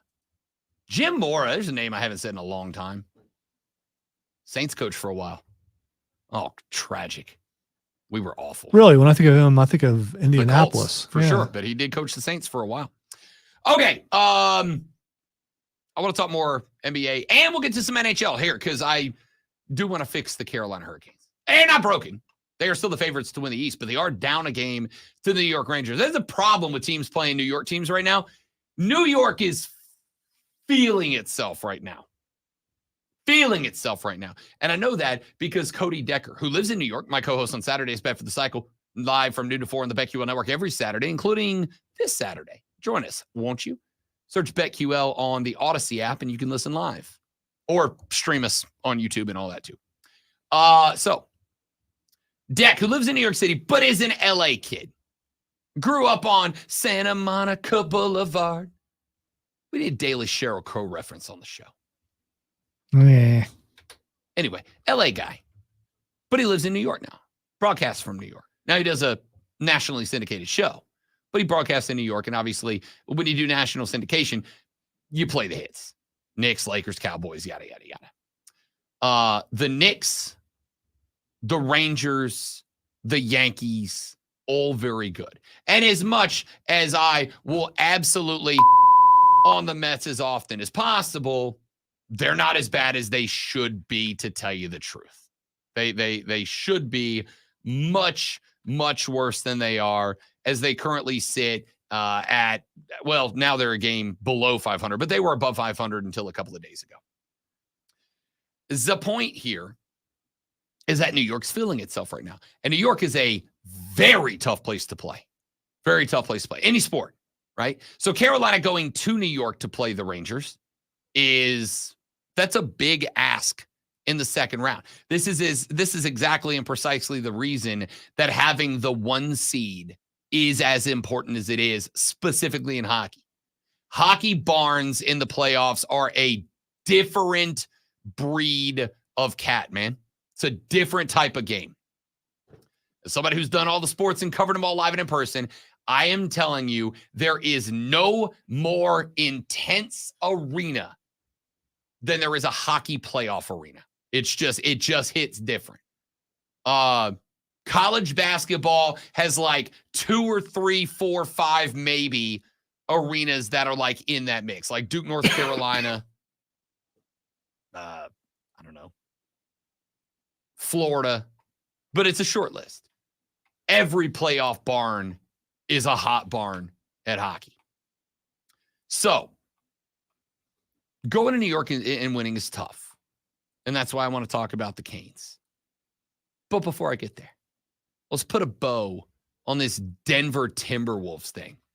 Because I said back in the first hour of the show, and I will say it again here, not Minnesota being up 2-0, but Minnesota being up 2-0 with consecutive blowouts is, I'm sorry to say, mind-boggling.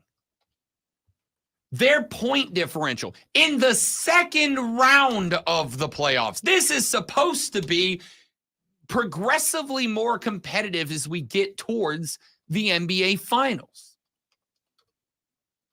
The more we get towards the finals, the more they are supposed to be 7-game series. It is not. Minnesota at this point won game 1 by 7, game 2 by 26. The point differential is whack, man. I don't know if the kids still say whack. Is it wiggity, wiggity, It wiggity, is whack? wiggity, wiggity, wiggity, whack. It's out of hand. That's pretty whack. It's backwards, like my jeans. It's a crisscross reference. I am old. This is, in my opinion, the most shocking thing that has happened in the NBA playoffs in a very long time. I'll tell you how shocking it was. My guy Keegan showing up in the stream chat, which you can join us, by the way, at facebook.com/thefanupstate, twitter.com/thefanupstate, searching The Rob Brown Show or The Fan Upstate on YouTube and The Rob Brown Show on Twitch. Way to sleep in, Keegan. You could have been in solidarity with that guy over there, but no. He made the correct decision. Sleep in. Anyway, we were in a concert last night. A concert that had my attention, by the way. Good show last night. Like, he earned a fan in me last night. Zach Bryan did. At one point in the midst of the show, while everybody's vibing, my phone zzz, zzz, in my pocket. I'm like, what is this? I get a push notification. And it's, can the Nuggets do anything right? And that's not what it said, but it might as well have. And I looked at the score, and it was like 33-16 or something stupid. And it was so disjointing that I tapped Keegan on the shoulder and showed it to him because I needed to make sure that my brain wasn't lying to me, that my eyeballs were not lying to me. And I was right. They were up like 24 points at the end of the quarter. It was insane, to be honest. It was last night because I'm not going to say I went home and watched the second half of that game. I did not. I went home and I went to bed. And then after I went home and I went to bed, I woke up this morning and I caught the extended highlights of the game. And here's what I got out of it. That might have been the best individual defensive performance I have ever seen. Now, I don't want to say that's the wrong words. That might have been the best team defensive performance I've ever seen. They held the reigning, defending, undisputed NBA world champions to 80 points in an NBA game. 80. You see some 70-point games every now and then, but ordinarily when we see a 70-point game, we usually go, yeah, but that team sucks. Charlotte putting up a 70 spot. Okay, I get it. No LaMelo. Brandon Miller can only do so much. The Spurs putting up in a 70-pointer. You're like, all right, Wemby can only go so far. I don't even know who else is on that team. This is the Nuggets. This is the reigning, defending, undisputed NBA world champions. They got an 80 spot because Minnesota's defense was incredible last night. And I don't know. It might be less true in basketball than in any other sport. But I think most of us still believe the old adage that defense wins championships, right? If defense wins championships and that's what the Timberwolves are going to do, they're going to hold Denver to 35% from the floor. Denver, not a joke of a team, Denver to 35%, especially down the stretch in the clutch moments. Minnesota's winning a national champion or a world championship this year. Minnesota's winning a world championship this year. They're good. Let's take a break. We'll come back. We will wrap this bad boy up. The Rob Brown Show rolls on. Hit us! The Fan Upstate.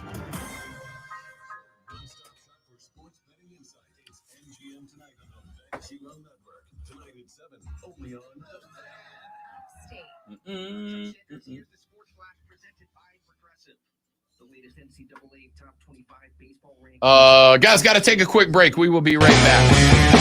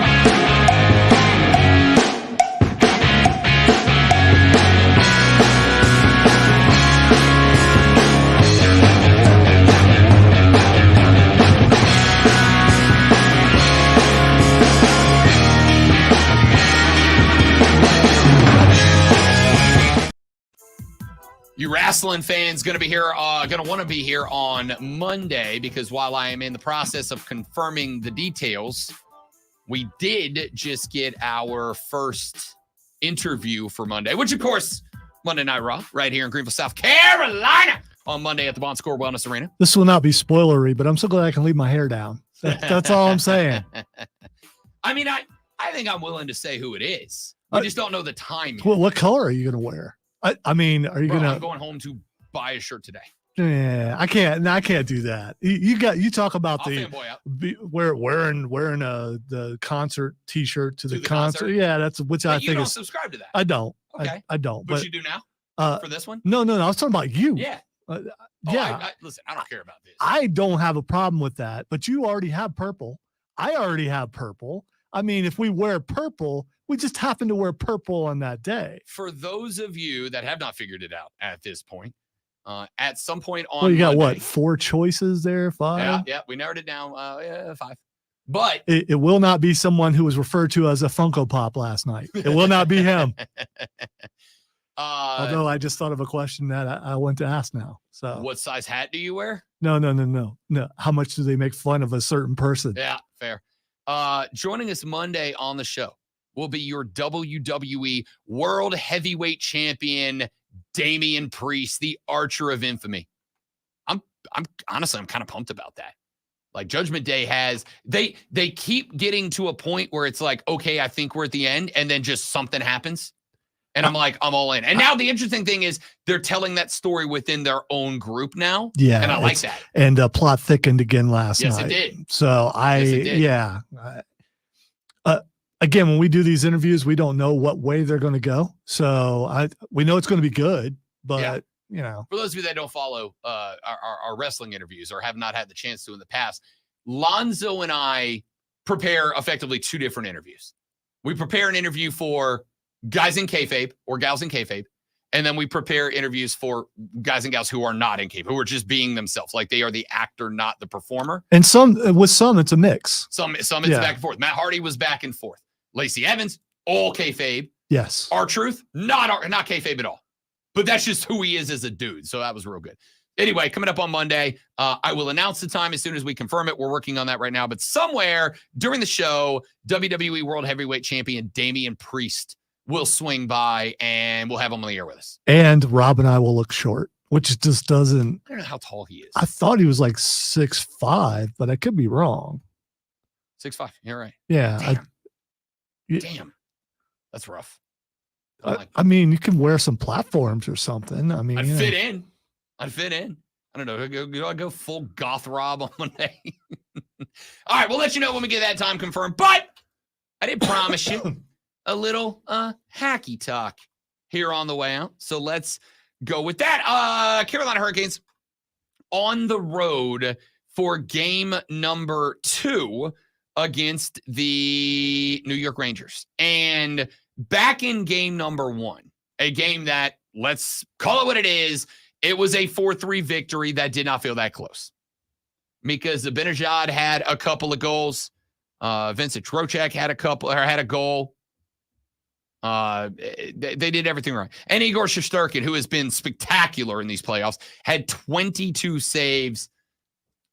They're very good. 12-3 in their last 15 home playoff games. That's a tough place to play.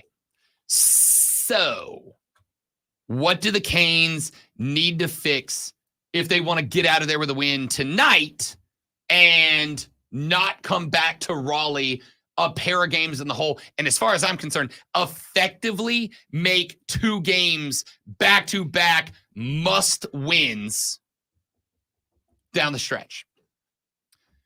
Here's a couple of thoughts. Number 1, special teams there's 2 connections to this. Number 1, stop giving away dumb penalties. Now, there was a penalty called in the second period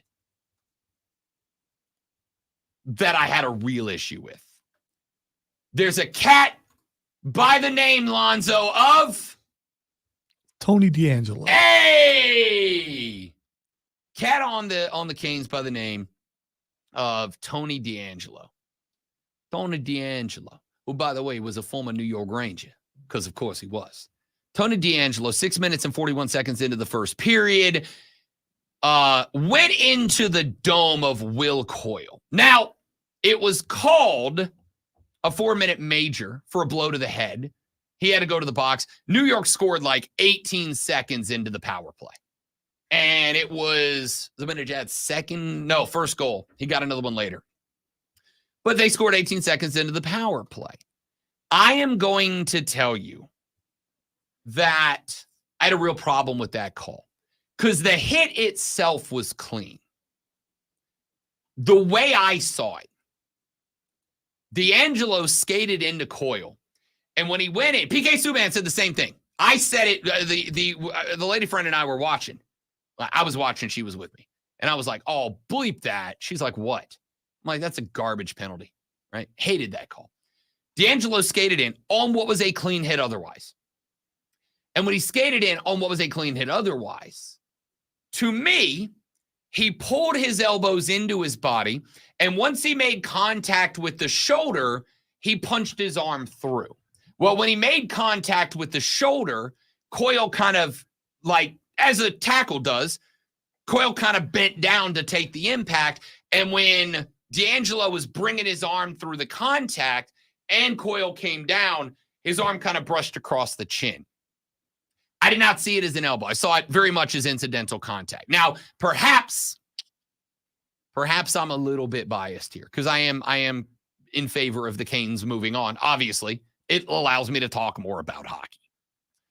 I thought it was incidental contact. It ended up being a 4-minute major. After the game was over, D'Angelo said, and I quote, "I don't give two you-know-whats about it." That's a quote. I was ready to drop the self-censor button. Didn't need it.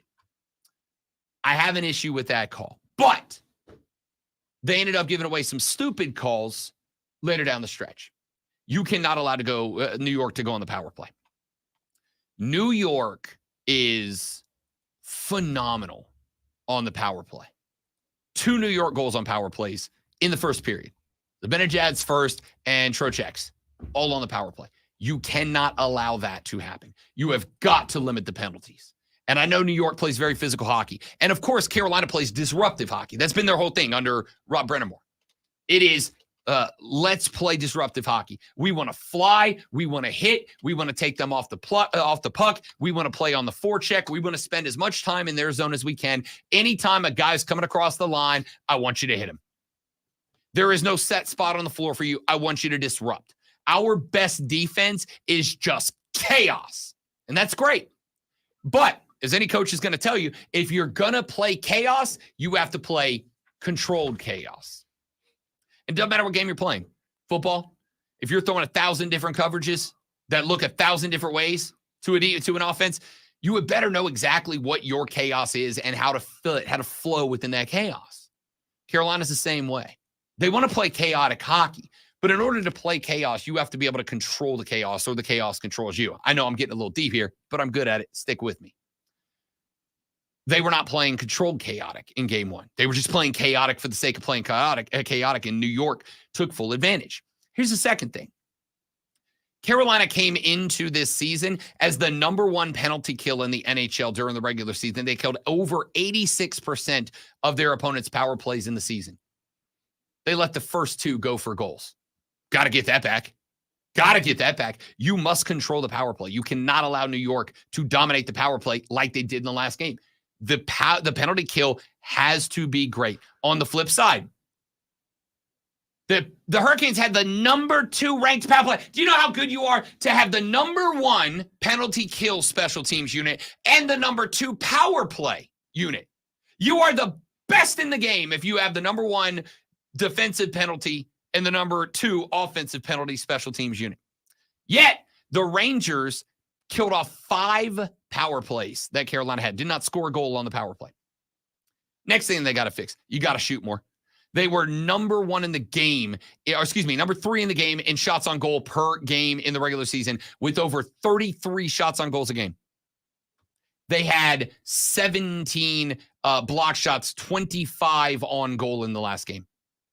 Can't do it. Can't do it. Have to get better there. So I know that it's cliche. Well, let's call it what it is. Limit the penalties and do not let the Rangers go on the power play. When they do go on the power play, because it's hockey, it's going to happen. Your penalty kill has got to be as good as it was, if not better than it was in the regular season. And number 3, you have to take advantage of the power play. You were the number 2 power play offense, and you suddenly can't score on a power play. If those 3 things remain in game 2 as they were in game 1, you will have the same result. Fix it.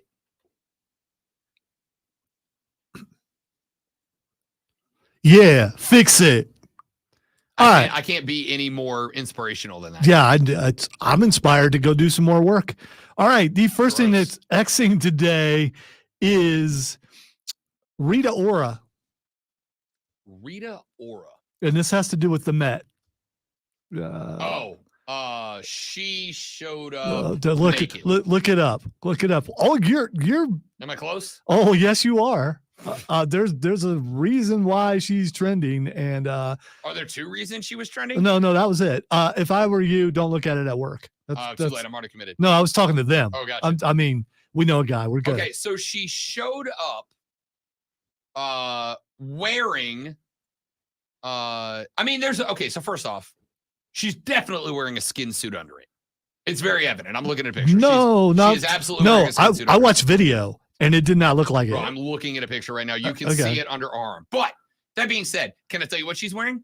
She's wearing the bead thing that hippies put in their doors. Instead of having actual doors, they have like the dangly beard partition. That's what she wore. As a dress. Had those before. Yeah. I don't know if it's necessarily a hippie thing. She came with Taika Waititi. She's married to him, I believe. Okay, so that's her husband. I didn't know. Yeah. At Cat Cade tweeted, quote, "Love that Rita Ora and Taika Waititi came cosplayed as everyone's grandmother's faux leather couch and beaded bug screen circa 1996. Can I also tell you how absolutely infuriating it is that she went grandmother's from 1996? Screw you. That hurts. That's a personal attack, and I won't stand for it. All right, speaking of grandparents, the next thing that's Xing is William Shatner. Captain James T. Kirk. He'd probably be like a great by now. Captain's star log, May 7th, 2024.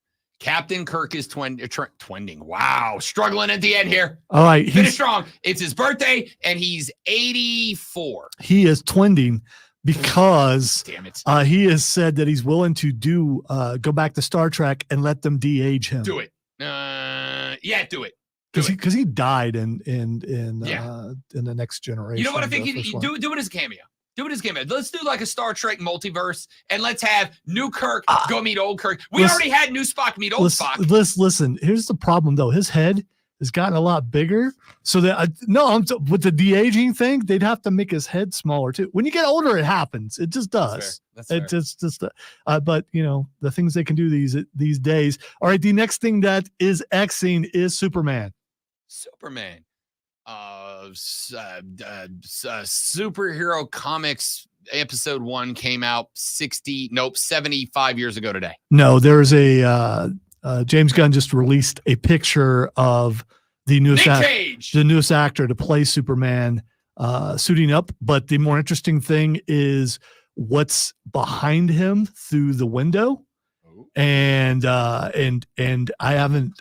I need to blow that picture up to look at it, but it looks very interesting if you can find it. Ooh. Yeah, there are entities or something crashing behind him, and don't know what that is, but it looks. Who's this cat, by the way? Who's this actor? I forget his name. He is the new Superman. Though. Is he in something we've seen before? Is he like a new guy? I don't know. All I know is he's the new Superman. Everybody's new. Is he wearing the red underoos on the outside, or is it all blue? You don't see the picture?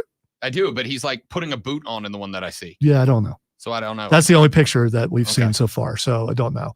That's not true. Somebody also just recreated it with Legos and. Okay. Yeah, they do that. And finally, the last thing that's Xing is Sony. All right. Helldivers came out and Sony PlayStation people had to sign up for PlayStation if they were playing on a computer. Yep. They have backtracked. You don't have to do that now. I've heard a lot about so the Helldivers. voices of the gaming community spoke out and a company actually listened. Power to the people. Fist up, make a change. Yes. Be the change you want to see in the world. That's it for us, ladies and gentlemen. Thanks for being here for the foremost electrifying hours in sports talk entertainment. Thank you for committing for all 4 hours. Yeah, y'all are the best.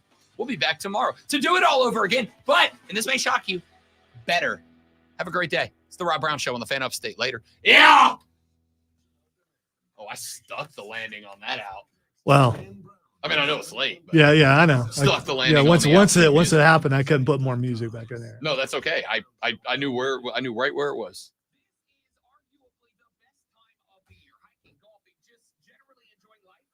No, Steven, I disagree. We do not need that. Fat Thor was the best thing that happened in the entire MCU. As a fat American, I roll with Fat Thor. All right, you guys are all amazing people. We appreciate it. Thank you guys for being here, sincerely, because we couldn't do any of this if you weren't. I mean, we could, but we wouldn't get paid for it. We'd just be weirdos streaming themselves into the void. Anyway, have a lovely rest of your Tuesday. I and Lonzo have a lot of work to do, like a lot. So we're going to be grumpy grouches tomorrow. Oh, well. Bye.